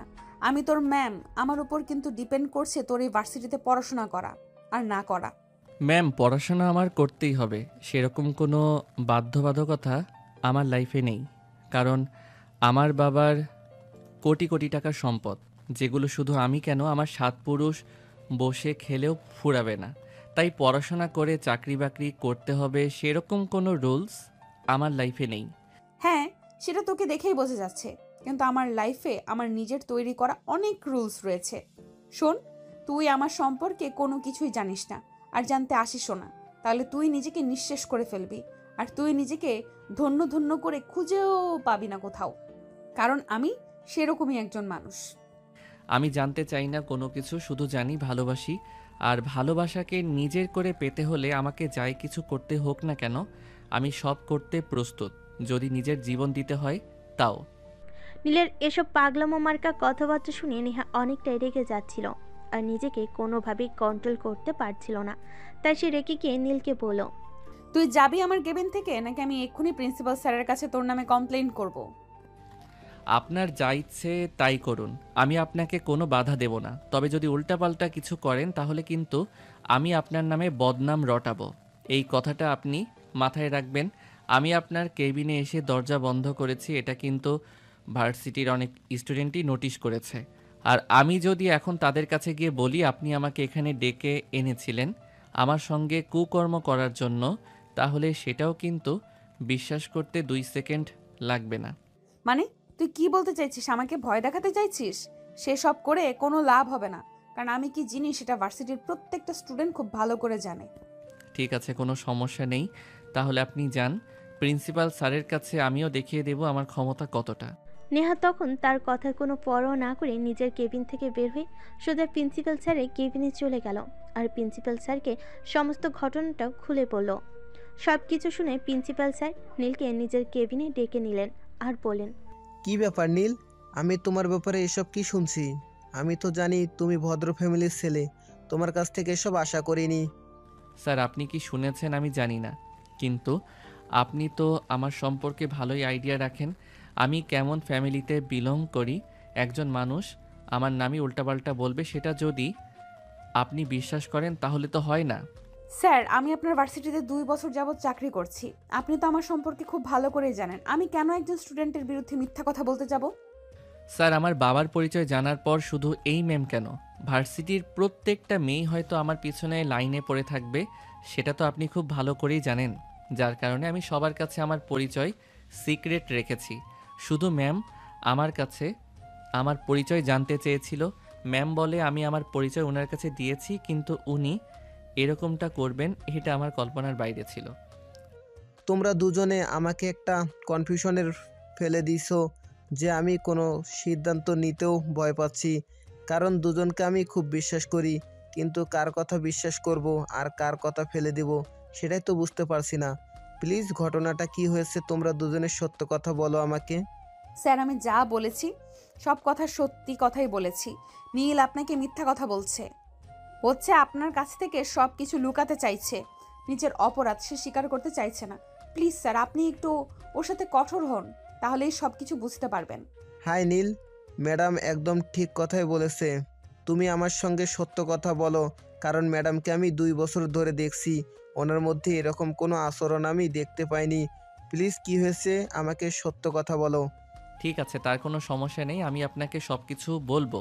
কিন্তু আপনি যদি আমাকে এই ব্যাপারে সহযোগিতা করেন তবেই, কিন্তু আপনি যদি আমাকে সহযোগিতা না করেন তাহলে সত্যটা আপনি, আমি আর ম্যাডাম জানবো, আর ভার্সিটির প্রতি একটা স্টুডেন্ট জানবে আমার বানানো মিথ্যে গল্প। আমি বুঝতে পারছি না আসলে তোমার মধ্যে কি চলছে, কিন্তু তারপরও আমি তোমাকে রিকোয়েস্ট করে বলছি, তুমি বলো কি হয়েছে, আমি তোমাকে সহযোগিতা করার চেষ্টা করব। অতঃপর নীল প্রিন্সিপাল স্যারকে সমস্ত ঘটনা খুলে বলল, আর এটাও বলল যে আপনি তো খুব ভালো করেই জানেন আমি আমার ফ্যামিলির সঙ্গে খুব ফ্রি হলেও আমার বাবাকে আমি একটু ভয় পাই। বাবার সঙ্গে কোনো কথা সহজে বলতে পারি না, তাই এই ব্যাপারে আপনি আমাকে সহযোগিতা করবেন। আপনি বাবার কাছে আমি যা বলেছি ঠিক তার উল্টো কথা বলবেন। বাবাকে বলবেন ম্যাম আমাকে পছন্দ করে, আর ম্যাম খুবই ভালো একটা মেয়ে, তাই আপনি চান আমরা দুজন দুজনকে বিয়ে করি। তাছাড়া আরও একটা প্লাস পয়েন্ট আছে, আমার বাবা খুব ভালো করেই জানে আমি ইংরেজিতে একটু খারাপ ছাত্র, আর ম্যাডাম তো খুব ভালো ইংরেজি পড়ায়, সেটাকেও আপনি ইস্যু বানাতে পারেন। এই ছেলে, এসব পাগলামি মার্কা কথাবার্তা বলে কোনো লাভ হবে না, কারণ আমি তোমাকে কোনোদিনই বিয়ে করব না। নিজের ছাত্রকে বিয়ে করে আমি আমার নিজের মান সম্মান ধুলোয় মেশাতে চাই না। হ্যাঁ নীল, আমি বুঝতে পারছি না তোমার কি হয়েছে, তোমার মাথায় ভূত চেপেছে কি না, এরকম কথা কেন বলছো তুমি?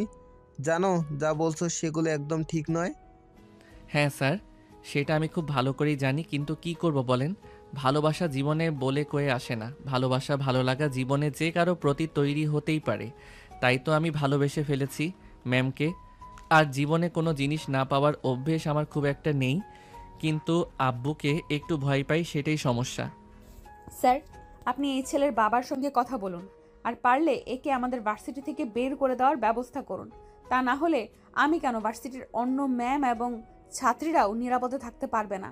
কারণ বড়লোক বাবার বিগড়ে যাওয়া ছেলেরা এরকমই হয়ে থাকে, সেটা আমি অনেক মুভিতে দেখে এসেছি, আর এবার নিজের লাইফে সম্মুখীন হলাম।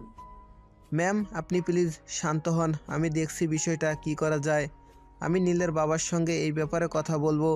নীল, তুমি তোমার আব্বুকে বলে দিও আগামীকাল বিকেলে বাসায় থাকতে, আমি তোমার বাবার সঙ্গে দেখা করতে যাব। আগামীকাল তো শুক্রবার, তোমার বাবার অফিস বন্ধ, আর আমারও কোনো কাজ নেই। ঠিক আছে স্যার, কোনো সমস্যা নেই, আপনি আমার বাবার সঙ্গে দেখা করতেই পারেন, কিন্তু একটা কথা আমি আপনাকে বলে দিচ্ছি, আপনাকে কিন্তু অবশ্যই আমার ব্যাপারে পজিটিভ কথা বলতে হবে, তা না হলে কিন্তু ভুলে যাবেন না আপনার একটা মেয়েও এই ভার্সিটিতে পড়াশোনা করে, আমি কিন্তু তার সঙ্গে উল্টাপাল্টা কাজ করতে বাধ্য হব। নীল, এইসব তুমি কি বলছো? তোমার কি সত্যি সত্যি মাথা খারাপ হয়ে গেছে নাকি? আমি সেটাই বুঝতে পারছি না। তুমি আমার মেয়ের সঙ্গে উল্টাপাল্টা কাজ করার কথা বলছো আর আমাকে হুমকি দিচ্ছ। তোমার কাছ থেকে এটা আমি কোনোদিনও আশা করিনি। তুমি একটা ভদ্র ফ্যামিলির ছেলে, তোমার কাছে থেকে ভালো কিছু আশা করেছিলাম। স্যার, আমি ভদ্র ফ্যামিলির ছেলে, আর আমার কাছ থেকে আপনি ভালো কিছুই পাবেন, কিন্তু আমার কাজটা করে দেওয়ার পর যদি আপনি সেটা না করেন তাহলে কিন্তু আমি আপনার মেয়েকে পটিয়ে আপনার মেয়ের সঙ্গে খারাপ কাজ করব। এটা আমি আপনাকে বলে দিলাম, মাথায় রাখবেন কথাটা। এই বলে নীল প্রিন্সিপাল স্যারের কেবিন থেকে হনহন করে বেরিয়ে গেল। এদিকে প্রিন্সিপাল স্যার মাথায় হাত দিয়ে বসে চিন্তা করছেন কি করবেন। তিনি কিছুই ভেবে পাচ্ছেন না। তখনই নেহা প্রিন্সিপাল স্যারকে বলল, তো কি ভাবছেন? এই ছেলের ব্যাপারে কি সিদ্ধান্ত নেবেন? আমার তো মনে হয় ছেলেটার মাথায় সমস্যা আছে। আপনি তার বাবার সঙ্গে কথা বলুন এবং তাকে মেন্টালি ট্রিটমেন্ট করানোর ব্যবস্থা করুন। ঠিক আছে ম্যাডাম, আপনি কোনো চিন্তা করবেন না। আমি আগামীকালেই ওর বাবার সঙ্গে দেখা করি, সব কিছু খুলে বলি, তারপর দেখি কি করা যায়। আপনি আমার উপর একটু ভরসা রাখুন, নিশ্চয় ভালো কিছু হবে। অতঃপর নেহা নিজের কেবিনে চলে আসলো। আর সেই দিন বিকেলে 3টার দিকে ভার্সিটির ছুটি হলো। ভার্সিটির ছুটি হতে নীল নেহার কেবিনের সামনে চলে আসলো। নেহা কেবিন থেকে বের হচ্ছিল, তখনই হাত ধরে বলল, ডার্লিং, এই মুহূর্তে তোমার কোনো অজুহাত আমি মানছি না। তোমাকে আমার সঙ্গেই যেতে হবে। আমি তোমাকে তোমার বাসা পর্যন্ত পৌঁছে দেব। আর আজ তোমার বাসায় যাব। তুমি নিজের হাতে আমাকে 1 কাপ কফি বানিয়ে খাওয়াবে, কারণ মাথাটা আজ খুব গরম হয়ে আছে। নীল প্লিজ, তুমি এরকম করো না। ভার্সিটির স্টুডেন্টরা এগুলো দেখলে এগুলোর থেকে কি শিখবে তুমি ভাবতে পারছো? উফ, আমার মেজাজ খারাপ করবেন না। আমি কারোর নীতি কথা শুনতে বাধ্য নই। চুপচাপ আমার সঙ্গে আসুন আর বাইকে উঠে বসুন। উফ, আমার মেজাজ খারাপ করবেন না। আমি কারোর নীতি কথা শুনতে বাধ্য নই। চুপচাপ আমার সঙ্গে আসুন আর বাইকে উঠে বসুন। আমি অন্য কোনো কথা শুনতে চাই না। নেহা তখন খুব ভালোভাবেই বুঝতে পারলো নীলের সাথে তর্কে গিয়ে কোনো লাভ হবে না। কারণ নীল যেটা বলছে সেটাই করবে, তাকে বাধা দিয়ে কোনো লাভ নেই। তাই সে চুপচাপ নীলের সঙ্গে ভার্সিটির বাইরে চলে আসলো। ভার্সিটির বাইরে এসেই ঘটলো অঘটন। ঠাস ঠাস করে নীলের 2 গালে 2টা চড় মেরে বলল, এই তুই নিজেকে কি ভাবিস বলতো? ভার্সিটির ভেতরে তোকে কিছু বলিনি, কিন্তু এখানে তো তোকে ছেড়ে দেব এমনটা নয়। আমি তোর টিচার আর তুই আমার স্টুডেন্ট, সেটা ভুলে যাস কি করে? ভার্সিটিতে গ্যাঞ্জাম করলে স্টুডেন্টরা নিয়ে হাসাহাসি করতো, তাই সেখানে তোকে কিচ্ছু বলিনি। দেখো নেহা, এখন আমি তোমার সঙ্গে ভদ্র ব্যবহার করছি, কিন্তু তুমি এমন কিছু করো না যাতে আমি ভদ্রতার সীমা অতিক্রম করতে বাধ্য হই। কারণ তুমি খুব ভালো করেই জানো আমি কি করতে পারি আর না পারি। আমার মেজাজ খারাপ করো না। আমি তোর কোনো কথা শুনতে বাধ্য নই। তুই কি করবি করে নে। আমি কি তোর চাকর নাকি? তুই আমাকে যা বলবি আমি তাই করব। তুমি আমার ভালোবাসার মানুষ, তুমি আমার চাকর হতে যাবে কোন দুঃখে? আমি তোমাকে কোনো দিন চাকর বানানোর কথা কল্পনাতেও আনিনি। তুমি আমার ভালোবাসার মানুষ হয়ে আমার হৃদয়ের মনে কোথায় থাকবে? তোর এই সস্তা মার্কা ডায়লগগুলো তুই অন্য মক্কেলের জন্য রেখে দে। এগুলো আমার পেছনে খরচ করে কোনো লাভ হবে না, কারণ আমি সেরকম মেয়ে নই, সেটা তুই খুব ভালো করেই জানিস। তাই তোকে শেষবারের মতো বলছি, এসব ফালতু স্পেশাল বন্ধ কর আর চুপচাপ আমার হাতটা ছেড়ে এখান থেকে চলে যা। তুমি কি ভেবেছো তুমি প্রচণ্ড জেদি আর একগুঁয়ে? তুমি যা বলবে তাই হবে, কিন্তু সেরকমটা নাও হতে পারে। আমি তোমাকে এখান থেকে কোথাও যেতে দেব না। আমি তোমাকে আমার সঙ্গে বাইকে করেই তোমার বাসা পর্যন্ত নিয়ে যাব, আর যেটা বলেছি সেটাই করব। এই কথা বলে নেহাকে নীল কোলে তুলে নিল আর বাইকে বসিয়ে সঙ্গে সঙ্গে বাইক স্টার্ট করলো। নেহা তখন কোনো কিছু বলতে চেয়েও আর বলতে পারলো না, কারণ এই মুহূর্তে চলন্ত বাইক থেকে নেমে গেলে তারই বিপদ হবে, পড়ে গিয়ে ব্যথা পেতে পারে। তাই সে চুপচাপ বাইকে বসে রইল। কিছুক্ষণের মধ্যেই নীল নেহাকে নিয়ে তার বাড়ির সামনে পৌঁছে গেল আর বাইক থেকে নামিয়ে নিয়ে বলল, আমি 5 মিনিটের মধ্যে আসছি। তুমি ভিতরে গিয়ে আমার জন্য কফি বানাও। আমি তো প্রথম দিন শ্বশুরবাড়ি যাচ্ছি, তাই খালি হাতে যেতে পারি না। তবে আমি আসার পর যেন বাসার গেট খোলা পাই, তা না হলে কিন্তু খারাপ হবে বলে দিলাম। নেহা তখন কোনো কিছু না বলেই বাসার ভিতর চলে গেল আর দরজা আটকে দিল। নীল প্রায় 10 মিনিট পর ফিরে আসলো আর দরজায় কয়েকবার কলিং বেল দিল, কিন্তু নেহা দরজা খুলল না। অনেকবার দরজার সামনে দাঁড়িয়ে নেহার নাম ধরে ডাকাডাকি করলো, তারপর নেহা দরজা খুলতে আসলো না। অপরদিকে নেহার আম্মু বাইরে থেকে কারোর গলার আওয়াজ শুনে নেহাকে ডাক দিয়ে বললেন, কি রে নেহা, কই তুই? সেই কখন থেকে কেউ একজন তোকে নাম ধরে ডাকছে আর কলিং বেল বাজাচ্ছে, তুই দরজা খুলছিস না কেন? কি হয়েছে বল শুনি। সাবধান আম্মু, একদম দরজা খুলবে না।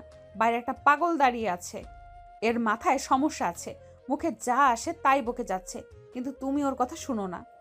আরে বাবা, সে না হয় বুঝতে পারলাম, কিন্তু সে তো অনেকক্ষণ ধরে তোর নাম ধরে ডাকাডাকি করছে। তুই বাহিরে গিয়ে দেখ কি হয়েছে। আম্মু, আমি ভার্সিটি থেকে ফেরার সময় এসে দেখেছি।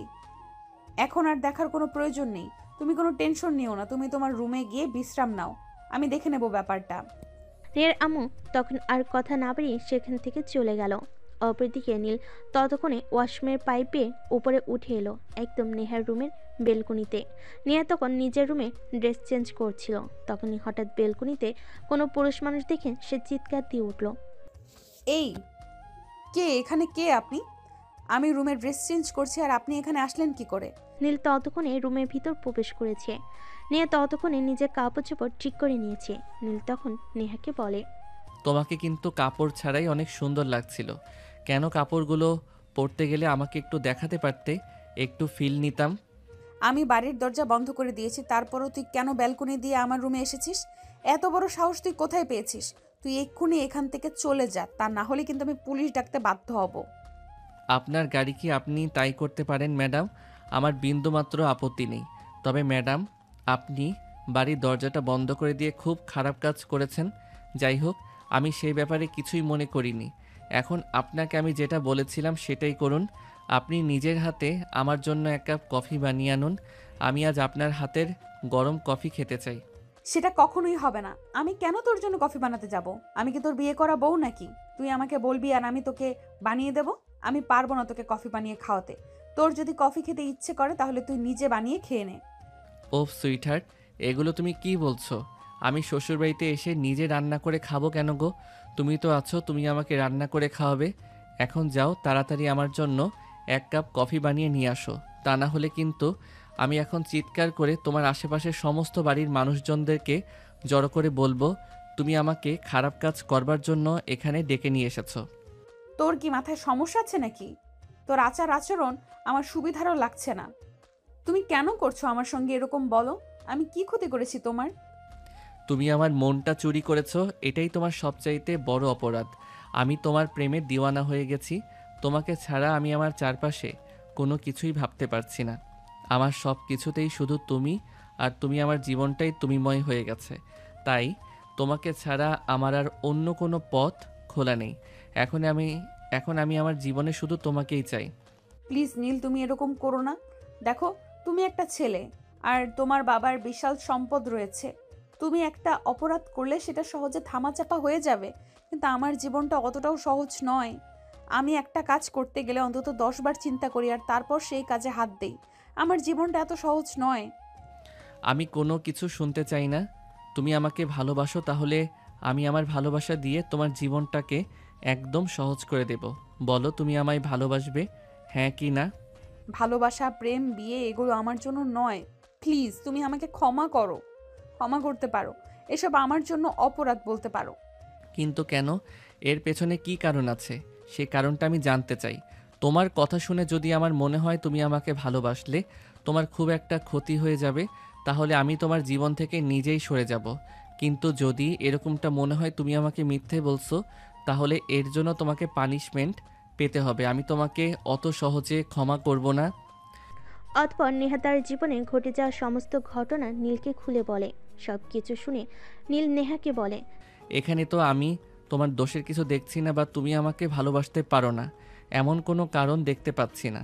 অপরাধ যদি করে থাকে তাহলে সেটা তোমার বাবা করেছে, তোমার মা করেনি, আর তুমিও করনি। সেই অপরাধের শাস্তি তোমরা নিজেদেরকে কেন দিচ্ছ? তুমি তোমার আম্মুকে ডাকো, আমি এক্ষুনি তোমার আম্মুর সঙ্গে কিছু কথা বলতে চাই। আমি চাই না তুমি আমার আব্বুর সঙ্গে এই ব্যাপারে কোনো কথা বলো, কারণ আমার আম্মু এই বিষয়গুলো ভুলে থাকতে চায়। আর আমিও এখন যদি তুমি এই বিষয়গুলো আমার আম্মুকে মনে করিয়ে দাও তাহলে আমার আম্মু অনেকটা কষ্ট পাবে। আমি চাই না আমার আম্মু কষ্ট পাক। তুমি যেরকমটা ভাবছো এরকমটা হবে না।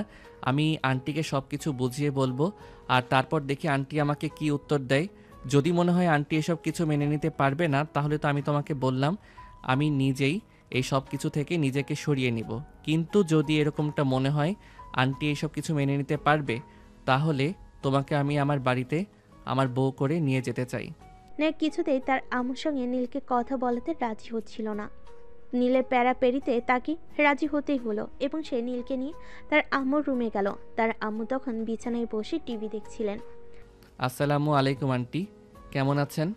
ওয়ালাইকুম আসসালাম বাবা। এই তো আল্লাহর অশেষ রহমতে ভালোই আছি। তুমি কেমন আছো? আর তুমি কে? তোমাকে তো চিনলাম না। আমি নীল। যদি আল্লাহ চায় তো তাহলে আপনার মেয়ের হবু জামাই। আন্টি, আমি আপনার সঙ্গে কিছু কথা বলতে এসেছি। যদি আপনি অনুমতি দেন তো শুরু করতে পারি। আমি তোমার কথার আগাগোড়া কিছুই বুঝতে পারছি না।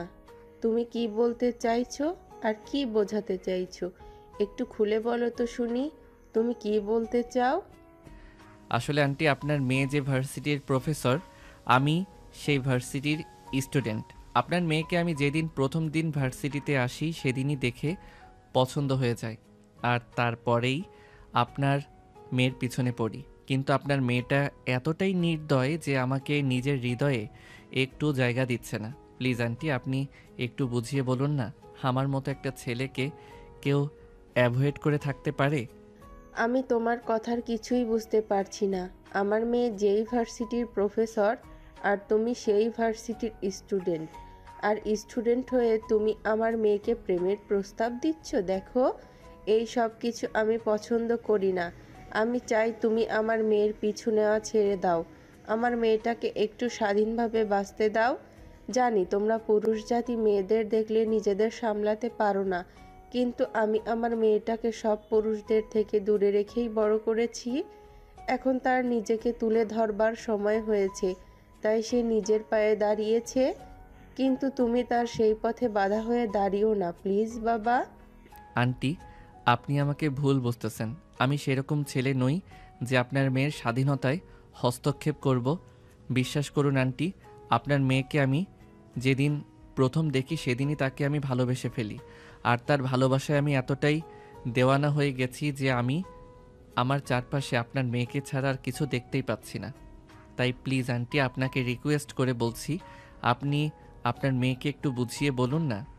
দেখো, তুমি আমার মেয়ের চাইতে বয়সে অনেক ছোট হবা। আর কে তুমি, কি তোমার পরিচয়, সে ব্যাপারেও আমি কিছু জানি না। তাই আমি এ ব্যাপারে তোমাকে কোনো কথা দিতে পারছি না। আমি আমার মেয়েটাকে পুরো স্বাধীনতা দিয়ে দিয়েছি। সে এখন বড় হয়েছে, তার এখন যেটা করতে ইচ্ছে করে সে সেটাই করতে পারে।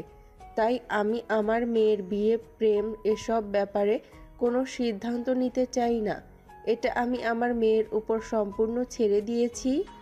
নেহা, এবার তো শুনতে পেয়েছো আন্টি কি বলেছে। তুমি যদি রাজি হও তাহলে আন্টি কোনো অমত করবে না। প্লিজ তুমি রাজি হয়ে যাও, আমার ভালোবাসাটাকে আর অ্যাভয়েড করো না।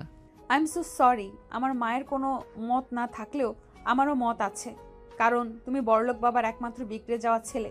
তোমাকে বিয়ে আমি কোনোদিনই করব না। তাছাড়া তুমি আমার চাইতে বয়সে অনেক ছোট। এখন তোমার মধ্যে আবেগ কাজ করছে। জীবনটা আবেগ দিয়ে চলে না। জীবনটাকে চালাতে হলে আরো অনেক কিছুর প্রয়োজন হয়। আমি একটু কোনো কিছু আবেগ দিয়ে চিন্তা করছি না, আমি সব কিছু বিবেক দিয়ে চিন্তা করছি। দেখো, আমি এখন পড়াশোনা করছি, ভবিষ্যতে কিছু একটা করতে পারবো। আমি এমন নয় যে বেকার হয়ে সারা জীবন বসে বসে খাবো। তাছাড়া আমার দায়িত্ব তোমাকে নিতে হবে না, আমি উল্টো তোমার দায়িত্ব নিতে পারবো। কিন্তু আমি কোনো দিন তোমার স্বাধীনতায় হস্তক্ষেপ করব না। দেখো বাবা, আমি তোমার কথা শুনে বুঝতে পেরেছি তুমি আমার মেয়েটাকে ভালোবাসো, কিন্তু আমার মেয়েটা ভালোবাসায় বিশ্বাসী নয়, কারণ তার মা জীবনের কাছে খুব খারাপভাবে ঠকে গিয়েছে। তাই সে ভালোবাসা বিশ্বাস করে না। তুমি যদি তাকে সত্যিই ভালোবেসে থাকো, তাহলে তুমি তোমার ফ্যামিলিকে পাঠাও। তোমার ফ্যামিলির সঙ্গে আমি কথা বলি, তারা যদি আমার মেয়েকে মেনে নেয় তাহলে বিষয়টা আমি ভেবে দেখব এবং আমার মেয়েকে আমি কিছু বলতে পারবো। ঠিক আছে আন্টি, আপনি কোনো চিন্তা করবেন না। আমি যত দ্রুত সম্ভব আমার ফ্যামিলির সঙ্গে কথা বলবো এবং আপনাদের বাড়িতে লোক পাঠাবো। কিন্তু আন্টি, নেহাকে যদি আমি না পাই তাহলে আমার জীবনটা বরবাদ হয়ে যাবে, কারণ জীবনে প্রথমবার কাউকে ভালোবেসেছি। আর ভালোবাসার মানুষটাকে না পেলে একটা মানুষ এমনিতেই আধমরা হয়ে যায়। সেটা আমাকে বোঝাতে হবে না বাবা। জীবনে ভালোবাসার কাছে হেরে গেছি, তাই জানি ভালোবাসার কাছে হেরে গেলে মানুষের অবস্থা কেমন হয়ে যায়। যাই হোক, এ ব্যাপারে তুমি কোনো চিন্তা করো না, আমি দেখছি। এই কথা শুনে নীল নেহার দিকে তাকিয়ে বলল। নীল তখন আর কোনো কথা না বলে নেহার আম্মুর কাছ থেকে বিদায় নিয়ে বাসায় চলে আসলো। অপরদিকে নেহা নীল চলে যাওয়ার পরে তার আম্মুকে বলল, আম্মু, আমার মনে হয় তুমি কাজটা একদমই ঠিক করোনি। ওকে ভরসা দেওয়াটা ঠিক হয়নি, কারণ তুমি খুব ভালো করে জানো প্রেম ভালোবাসায় আমি বিশ্বাসী নই। তাছাড়া বিয়ে জিনিসটাও আমি জীবনে করতে চাই না। একটা চাকরি তো করছি, জীবনটা কোনোভাবে চালিয়ে নিতে পারবো। কি দরকার অযথায় ঝামেলায় জড়ানোর? একা জীবন কাটানোটা কতটা কষ্টের সেটা আমি খুব ভালো করেই জানি। আমি নিজে যে কষ্টটা ভোগ করেছি, আমি চাই না আমার মেয়েটাও সেই কষ্টটা ভোগ করুক। তাই আমি ছেলেটাকে পারমিশন দিয়েছি তার ফ্যামিলির সঙ্গে কথা বলে ফ্যামিলিকে আমার সঙ্গে কথা বলানোর জন্য। তাদের কথাবার্তা আচরণ দেখে যদি মনে হয় তারা তোমাকে ভালো রাখতে পারবে, তাহলে আমি বিষয়টা ভেবে দেখব। আমি কিন্তু তাকে একবারও এটা বলিনি যে আমি তোমাকে তার সঙ্গে বিয়ে দেব, বলেছি ভেবে দেখব। তুমি জানো না এই ছেলেটা কিন্তু তোমার বলা এইটুকু কথাকে তোমার পারমিশন মনে করে নিয়েছে। আর সে যেইভাবেই হোক তার ফ্যামিলিকে রাজি করিয়ে এখানে নিয়ে আসবে, কারণ সে কোটিপতি বাবার একমাত্র আদরের ছেলে। তার জন্য তার বাবা মা সবকিছুই করতে পারে। সে যদি তার ফ্যামিলিকে রাজি করাতে পারে, তাহলে তোমার সমস্যা কোথায়? শোনো, আমি একা জীবনটা পার করেছি, তাই আমি জানি জীবনটা কেমন। আমি তোমাকে সেই কষ্টের মধ্যে দেখতে চাই না। আমি চাই তোমার পাশে কেউ একজন থাকুক, যে তোমার সমস্ত বিপদ আপদে তোমার পাশে দাঁড়িয়ে বলবে, ভয় পেও না, আমি আছি তোমার পাশে। সেরকম মানুষ এখন আর পৃথিবীতে নেই। সবাই শুধু নিজেদের স্বার্থ খুঁজে, স্বার্থ ছাড়া কেউই কারোর পাশে থাকে না মা। এই বলে নেহা তার আম্মুর রুম থেকে বের হয়ে নিজের রুমে চলে গেল।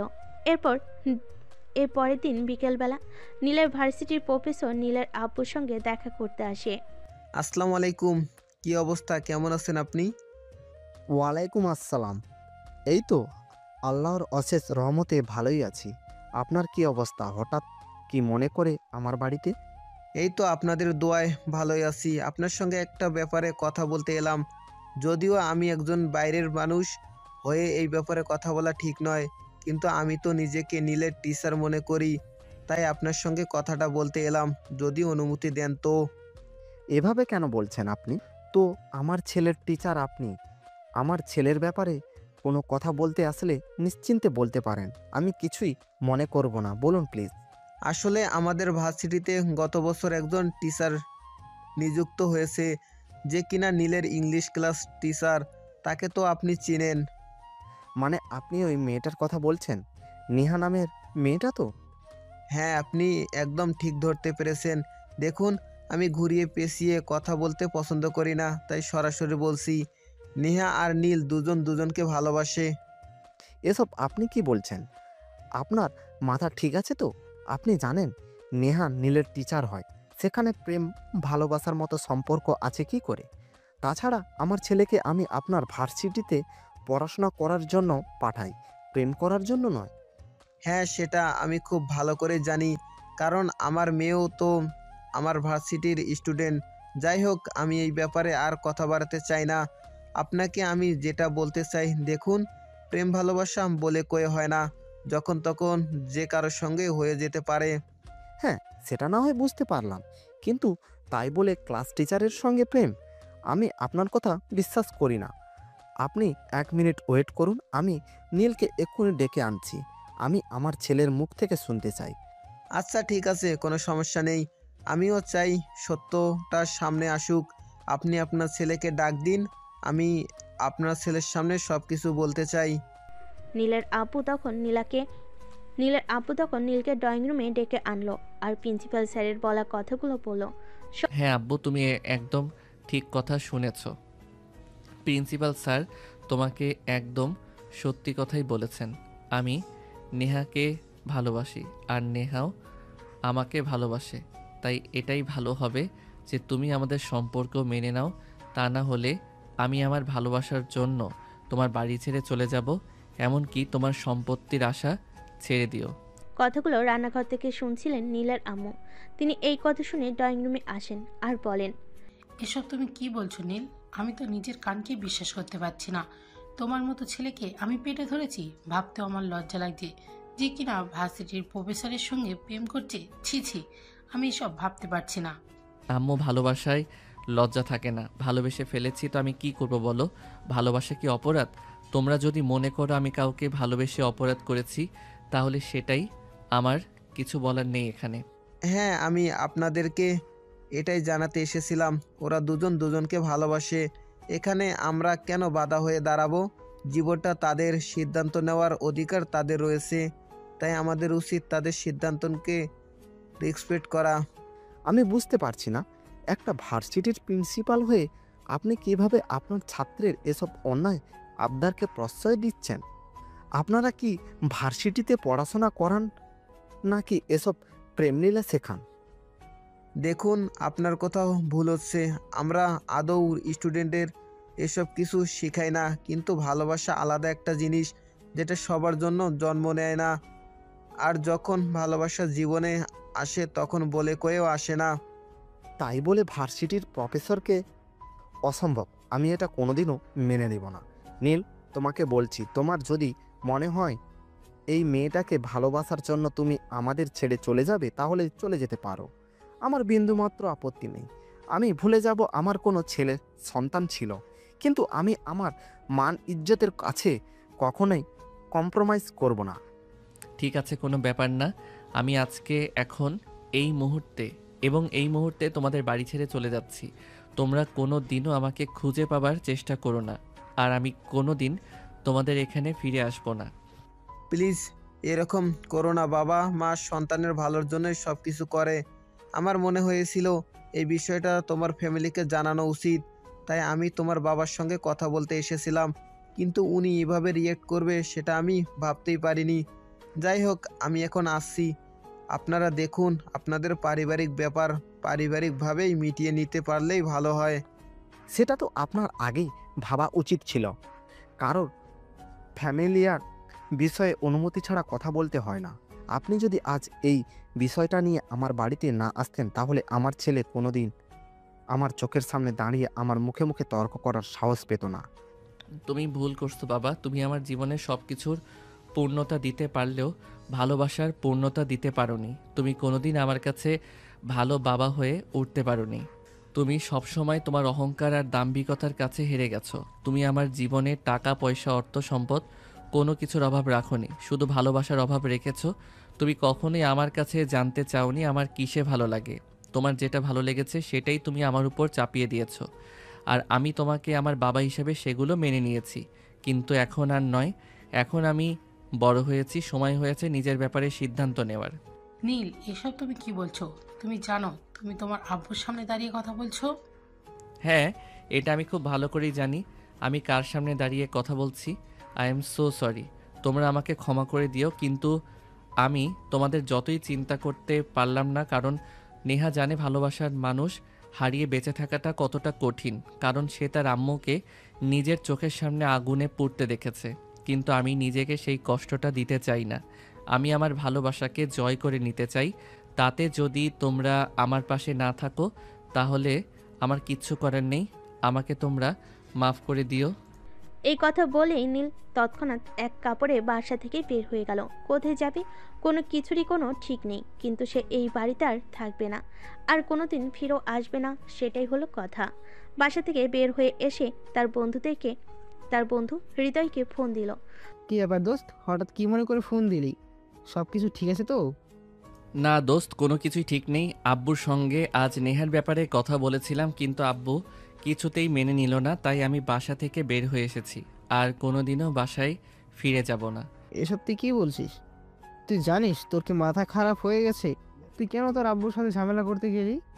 শোন, নেহার মতন মেয়ে জীবনে একটা গেলে 10টা আসবে, কিন্তু আমার কোনো দিনও ফিরে পাবি না। তারা তোকে কত কষ্ট করে লালন পালন করে মানুষ করেছে, তুই জানিস? দেখো, আমি অত কিছু জানি না আর জানতেও চাই না। আমি আমার জীবনে যখন আমার ভালোবাসার মানুষকে পাবো না, তখন আমার জীবনে আর অন্য কিছুর কোনো প্রয়োজন নেই। আমি তো তাদেরকে বুঝিয়ে বলেছিলাম আমি আমার ভালোবাসার মানুষটাকে সাথে নিয়ে তাদের সঙ্গে থাকতে চাই, কিন্তু তারা কেন সেটা বুঝলো না। তাহলে আমি কেন তাদের কথা ভাবতে যাব? কিন্তু তারপরও তারা তোর বাবা মা, তোদের কথা তো শোনা উচিত। দেখো, আমি এই জন্য তোকে ফোন করিনি। আমি তোকে ফোন করেছি অন্য একটা কারণে। আমি বাসা থেকে বের হয়ে এসেছি, কিন্তু যাওয়ার মতো কোনো জায়গা নেই। আমি যদি তোর বাসায় আসি তাহলে কি তুই আমাকে 2-3 দিন তোর বাসায় থাকতে দিবি? আমার বাসায় 2-4 দিন থাকাটা কোনো ব্যাপার না, কিন্তু এইরকম করলে কি তোর ফ্যামিলি তোকে মেনে নেবে? আমার মনে হয় না। সেই সব কিছু পরে দেখা যাবে। এখন আমি তোর বাসায় আসবো কি না সেটাই বল। তা না হলে আমাকে অন্য জায়গায় খুঁজতে হবে। আমাকে তো থাকতে হবে, তাই না? রাস্তায় তো আর থাকতে পারবো না, তাহলে তো লোকে নানান কথা শোনাবে। ঠিক আছে, কোনো সমস্যা নাই, তোকে অন্য কোথাও যেতে হবে না। তুই আমার বাসায় চলে আয়, তারপর দেখা যাক কি হয়। অতঃপর নীল হৃদয়ের পাশে চলে গেল। কথাটা নেহার কান পর্যন্ত পৌঁছাতে খুব বেশি সময় লাগলো না মনে হয়। সেই কথাটা শুনে হৃদয়ের বাসার ঠিকানা নিয়ে সেখানে এসে পৌঁছালো। আর নীল তাকে দেখতে পেয়ে বলল, কি ব্যাপার নেহা, তুমি এখানে কেন? এই প্রশ্নটা আমার করা উচিত। তুমি এখানে কেন? তুমি এখানে কি করছো? তোমার বাবার তো রাজপ্রাসাদ রয়েছে, আর রাজপ্রাসাদ ছেড়ে তুমি কেন হৃদয়ের বাড়িতে এসে উঠেছো? আমি সেটার কারণ জানতে চাই। যেখানে বাবা মা আমার ভালোবাসা মেনে নেবে না সেখানে আমি কেন থাকবো? আমি এখানে 2-3 দিন আছি, তারপর কোথাও একটা চলে যাব। যেদিন আমি নিজের একটা ঠিকানা করতে পারবো সেদিন আমি তোমাকে নিতে আসব। সেদিন কি তুমি আমার সঙ্গে যাবে? না, আমি তোমার বাবা মাকে ছাড়া কোনোদিনই তোমার সঙ্গে যাব না। তোমার বাবা মাকে রাজি করিয়ে যেদিন তুমি আমাকে নিতে আসতে পারবে সেদিনই আমি তোমার সঙ্গে তোমার বাড়িতে যাব, এর আগে নয়। যাই হোক, এখন তুমি তোমার বাড়িতে চলে যাও। বাবা মায়ের সঙ্গে রাগ দেখানো বুদ্ধিমানের কাজ নয়। তুমি যদি আমাকে সত্যিই ভালোবাসো তাহলে তুমি এক্ষুনি তোমার বাড়িতে চলে যাও। তোমার বাবা মাকে বুঝিয়ে বলো, তারা অবশ্যই সবটা বুঝবে। আর তোমার বাবা মা যদি সব কিছু বুঝে শুনে আমাকে নিতে আসে তাহলেই আমি তোমাদের বাড়িতে যাব। হ্যাঁ নীল ম্যাডাম, একদম ঠিকই কথা বলেছেন। তুই বাসায় চলে যা, তারপর আঙ্কেল আন্টি ভালো করে বুঝিয়ে বল। আমি আশা করি তারা অবশ্যই বিষয়টা বুঝবে। শোন, সন্তানের খারাপ কোনো বাবা মাই চায় না। তুই আঙ্কেল আন্টিকে বল, তারা বুঝতে পারবে। তারপর হৃদয় আর নেহা দুজনেই নীলকে অনেক বুঝিয়ে বলাতে নীল বাসায় যেতে রাজি হলো এবং বাসায় চলে আসলো। বাসায় আসতেই তার বোন তাকে জড়িয়ে কান্না করতে করতে বলল, কি রে ভাইয়া, তুই কোথায় চলে গিয়েছিলি? আব্বু আম্মুর সঙ্গে রাগ করে এইভাবে বাসা ছেড়ে চলে যেতে হয় নাকি? তুই আমাকে বলতি, আমি আব্বু আম্মুকে বুঝিয়ে বলতাম। তাই বলে তুই এইভাবে বাসা ছেড়ে চলে যাবি নাকি? তোর কি মাথা খারাপ হয়ে গেছে নাকি? দেখো, আমি একজনকে ভালোবাসি, এটা আমার আব্বু আম্মুর মেনে নিতে সমস্যা কোথায়? জীবনে কাউকে না কাউকে তো বিয়ে করতেই হবে, তাহলে ভালোবাসার মানুষটাকে বিয়ে করতে সমস্যা কোথায়? সমস্যা একটাই, সেটা হলো নেহা তোর চাইতে বয়সে বড়। তাছাড়া নেহার বাবা নেই, তাই আব্বু এরকম করেছে। তুই কোনো চিন্তা করিস না, আমি আব্বুকে বুঝিয়ে বলবো বিষয়টা। আব্বু মেনে নেবে, তুই চিন্তা করিস না। ঠিক আছে, তাই যেন হয়। আমি রুমে যাচ্ছি, আমাকে কেউ ডাকতে আসিস না। আমার ভালো লাগছে না, ঘুমাবো। এই কথা বলে নীল নিজের রুমে চলে আসলো আর দরজা বন্ধ করে শুয়ে রইল। কিন্তু কিছুতেই ঘুম আসছিল না, কারণ সে যেমন এক কথার মানুষ, তার বাবাও ঠিক এক কথার মানুষ। তার বাবাও নিজের কথা ফিরিয়ে নিতে পছন্দ করে না। অপরদিকে সেদিন রাতের বেলা রিমি তার বাবার সঙ্গে কথা বলতে রুমে গেল। আব্বু, আমি তোমার সঙ্গে কিছু কথা বলতে চাই। কি বলবি বল না, এতে অনুমতি নেওয়ার কি আছে? তুই আমার একমাত্র মেয়ে, তুই আমাকে যা বলবি তাই শুনবো। আব্বু, আমি তোমাকে একটা রিকোয়েস্ট করতে চাই। তুমি যদি আমার রিকোয়েস্টটা রাখো তাহলেই বলবো, আর যদি না রাখো তাহলে বলে কোনো লাভ নেই। কেন শুধু শুধু নিজে ছোট হব? তোর এরকম কেন মনে হচ্ছে আমি তো সেটাই বুঝতে পারছি না। আচ্ছা ঠিক আছে, বল, আমি তোর কথা শুনবো, কারণ তুই তো আমার একমাত্র আদরের রাজকন্যা। এখন পর্যন্ত তোর কোনো কথা আমি অমান্য করিনি। বল কি বলবি? আব্বু, মনে করো আমি জীবনে এমন একজনকে ভালোবেসে ফেললাম যার স্ট্যাটাস তোমার সঙ্গে যায় না, তখন তুমি কি করবে? আমি খুব ভালোভাবে বুঝতে পেরেছি তুমি আমাকে কি বলতে এসেছো, তাই কথা ঘুরিয়ে কোনো লাভ নেই। কি বলবে তাড়াতাড়ি বলে ফেলো, আমি কাজ করব। আব্বু, নেহা আর ভাইয়া দুজন দুজনকে ভালোবাসে। আমি তোমাকে এটাই বলতে এসেছি, তুমি ওদের ভালোবাসা মেনে নাও। শোনো, ভালোবাসা বিহীন জীবন শুকনো পাতার নাই উঠতে থাকে, কেউই সুখে থাকতে পারে না সেখানে। তনু, নেহার তার বাবার সঙ্গে সম্পর্ক নেই। নেহার জন্মের পর তার বাবা তাদেরকে রেখে চলে গেছিল। আমি এগুলো জানার পরই এই মেয়েটাকে আমার বাড়ির বউ বানাতে পারি না। দেখো বাবা, তুমি যেমন একটা কথা জানো, তেমনি আমিও নেহার ব্যাপারে খোঁজ নিয়েছি। আমিও জানি সেখানে নেহার মায়ের কোনো দোষ ছিল না। নেহার বাবা অন্য একটা মেয়ের সঙ্গে সম্পর্ক করত, তাই নেহার আম্মুকে ডিভোর্স দিয়ে চলে গিয়েছিল। যদিও তিনি নেহার আম্মুকে ভালোবেসে বিয়ে করেছিলেন, কিন্তু ভালোবাসার মর্যাদা তিনি রাখেননি। বিয়ের পরে তিনি পরনারীতে আসক্ত হন, আর সেই কারণেই ডিভোর্স হয়। তুমি কি বলতে চাইছো, একটু খুলে বলবে প্লিজ? সোজা কথা বলি, সেখানে নেহা কিংবা তার মায়ের কোনো দোষ ছিল না, সম্পূর্ণ দোষটাই তার বাবা ছিল। তাই তার বাবার ভুলের শাস্তি তুমি নিষ্পাপ মেয়েটাকে দিতে পারো না। কিন্তু নিজের টিচারকে বিয়ে করাটা কি ঠিক হবে? দুজন দুজনকে ভালোবাসে, ভালোবাসার মধ্যে বয়স বা কোনো সম্পর্ক ম্যাটার করে না। তারা যদি ভালো থাকতে পারে তাহলে এই সম্পর্কটা মেনে নিতে তোমার তো কোনো সমস্যা থাকার কথাই নেই। আমি তোমার মেয়ে হিসেবে তোমার কাছে রিকোয়েস্ট করে বলছি, প্লিজ তুমি ওদের সম্পর্কটা মেনে নাও। ওরা দুজন ভালো থাকবে। আর তুমি কি চাও না তোমার সন্তানরা ভালো থাকুক? দেখ, আমার বাবা আমার জন্য কানাকড়িও রেখে যাননি, কিন্তু আমি তোদের জন্য এইসব কিছু করেছি অনেক কষ্ট করে। তাহলে আমি কেন চাইবো না তোরা ভালো থাক? তাহলে তুমি এটা মেনে নিচ্ছ না তো? হ্যাঁ, মেনে নিয়েছি। এখন তো আর মেনে নেওয়া ছাড়া অন্য কোনো উপায় নেই, কারণ তোরা বড় হয়েছিস, নিজেদের ব্যাপারে সিদ্ধান্ত নেওয়ার বয়স হয়েছে। তাহলে আর আমি কেন তোদের স্বাধীনতায় হস্তক্ষেপ করব? তোরা ভালো থাকলে আমি ভালো থাকবো। ঠিক আছে আবু, থ্যাংক ইউ সো মাচ এত সহজে বিষয়টা মেনে নেওয়ার জন্য। এই বলে রিমি সেখান থেকে দৌড়ে নীলের রুমে গেল আর নীলকে খুশির খবরটা দিল।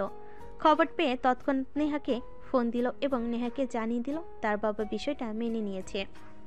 এরপর চলে গেল বেশ কিছুদিন। এভাবে ঈদের মধ্যেই দুই পরিবারের সম্মতি নিয়ে তাদের বিয়ের আয়োজন করা হলো। তা ভাইয়া, এবার তো নিজের ভালোবাসার মানুষটাকে আপন করে পেতে চলেছিস, এবার কেমন লাগছে তোর? নিজে একজনকে ভালোবেসে বিয়ে করো, তাহলেই বুঝতে পারবি আমার কেমন লাগছে। এখন পথ থেকে সর, আমার বউটা অনেকক্ষণ ধরে আমার জন্য অপেক্ষা করছে। আরে ভাইয়া, সবে রাত 11টা বাজে, একটু ওয়েট কর না। আমাদের দেনা পাওনাগুলো একটু বুঝিয়ে দে, তারপর আমরা এখান থেকে চলে যাই। দেনা পাওনা মানে কি বলতে চাইছিস? আমি তো কিছুই বুঝতে পারলাম না। তুই কি আমার কাছে কিছু পাবি নাকি? দেখ ভাইয়া, একদম ন্যাকা সাজার চেষ্টা করবি না। এত কষ্ট করে তোর জন্য বাসর ঘরটা নিজের হাতে সাজিয়েছি, আর এখন আমাকে খালি হাতে চলে যেতে বলছিস? আমার পেমেন্ট দে, না হলে আমি এখান থেকে যাব না এবং তোকেও বাসর করতে দেব না। ও আচ্ছা, বুঝতে পেরেছি, আপনাকে ঘুষ দিতে হবে। ঠিক আছে, কোনো সমস্যা নেই। এই নিন, এখানে পুরো 50,000 টাকা আছে, এটা পুরোটাই আপনার। এবার দয়া করে রুম থেকে বের হন, আর কোনো উল্টাপাল্টা কাজ করেছেন কিনা সেটা বলে যান। অবশ্যই করেছি, আমি তোর বোন বলে কথা উল্টোপাল্টা কাজ না করে থাকতে পারি নাকি? তবে তার জন্য আপনাকে এক্সট্রা চার্জ করতে হবে। মানে তোর কি মাথা খারাপ হয়ে গেছে নাকি? এই তো 50,000 টাকা দিলাম, এখন আবার এক্সট্রা চার্জ চাইছিস? তুই বোন নাকি অন্য কিছু? আমি তো সেটাই বুঝতে পারছি না। দেখ, একদম বেশি কথা বলবি না। আমি আব্বুকে বুঝিয়ে বলেছি বলে কিন্তু আব্বু তোকে নেহার সঙ্গে বিয়ে দিতে রাজি হয়েছে। তা না হলে কিন্তু নেহাকে তোর কখনোই পাওয়া হতো না। তাই আমাকে একদম কথা শোনাবি না। যেটা চেয়েছি সেটা দিয়ে দে, তা না হলে কিন্তু আমি এখন আব্বুর কাছে গিয়ে তোর নামে উল্টোপাল্টা কথা বলবো, মনে রাখিস। সেটা আর আপনাকে করতে হবে না ম্যাডাম, আপনি আমার জন্য অনেক করেছেন, আর কিছুই করতে হবে না, ঠিক আছে? এখানে আরও 20,000 টাকা আছে, এবার দয়া করে এখান থেকে কেটে পড়ুন। এই তো আমার লক্ষ্মী ভাই, ভাইয়ের মতো কাজ। এবার যাও, আমি কিছুই উল্টাপাল্টা করিনি, তোমার কাছ থেকে টাকা নেওয়ার ধান্দায় ছিলাম। যাই হোক, এখন আমি আমার টাকা পেয়ে গেছি, এখন আর এখানে দাঁড়িয়ে সময় নষ্ট করব না। যাও, তুমি তোমার বইয়ের কাছে যাও। এই বলে সে সেখান থেকে চলে গেল। আর নীল নিজের কপাল চাপড়াতে চাপড়াতে রুমের ভিতরে আসলো আর দরজাটা বন্ধ করে দিল। নীল রুমে এসে পাগড়িটা রেখে নেহার কাছে যেতে চাইছিল। তখনই নেহা বিছানা থেকে নেমে এসে নীলকে সালাম করলো আর ড্রেসিং টেবিলের পাশে রাখা গ্লাসটাতে দুধ রাখা ছিল, সেটা নীলকে খেতে দিল। নীল সেটা খেয়ে নেহাকে বলল, তো এবার কি হলো ম্যাডাম? অবশেষে তো আমি আপনাকে পেয়ে গেলাম। আপনার কোনো অজুহাত আর কাজে আসলো না। এবার নিশ্চয়ই আপনি আর নিজেকে আমার থেকে সরিয়ে রাখবেন না। আরে না, সেটা বললে হয় নাকি? বিয়ে করব না বলেও করে ফেললাম, আর এখন বাসর করব না এমনটা তো হতেই পারে না। বাসর জীবনে একবারই হয়, তাই এই সময়টা নষ্ট করতে চাই না। চলো আজ T20 ফাইনাল ম্যাচ খেলবো। নেহার কাছ থেকে এমন কথা শুনে নীলে যেন উত্তেজনা আর বাদ মানছিল না। সে নেহাকে নিজের কাছে টেনে নিল আর কপালে আলতো করে একটা ভালোবাসার পরশ এঁকে দিয়ে নিজের সঙ্গে জড়িয়ে নিল। তারপর নেহার ঠোঁটে কিস করতে থাকলো আর সারা শরীরে ভালোবাসার আলিঙ্গন করতে থাকলো। নেহা ও নিজের ভালোবাসার মানুষটিকে কাছে পেয়ে নিজের সবটা ভালোবাসার মানুষটিকে বিলিয়ে দিল। আর দুজনার ভালোবাসার উষ্ণতা হতে থাকলো। আর এভাবেই শুরু হলো তাদের নতুন একটা ভালোবাসার গল্প। সুপ্রিয় ভিউয়ার্স, গল্পটা আপনাদের কাছে কেমন লেগেছে কমেন্টে জানাতে ভুলবেন না। দেখা হবে আবারও নতুন কোনো প্রেমের গল্প নিয়ে। সে পর্যন্ত সবাই ভালো থাকবেন, সুস্থ থাকবেন। আল্লাহ হাফেজ।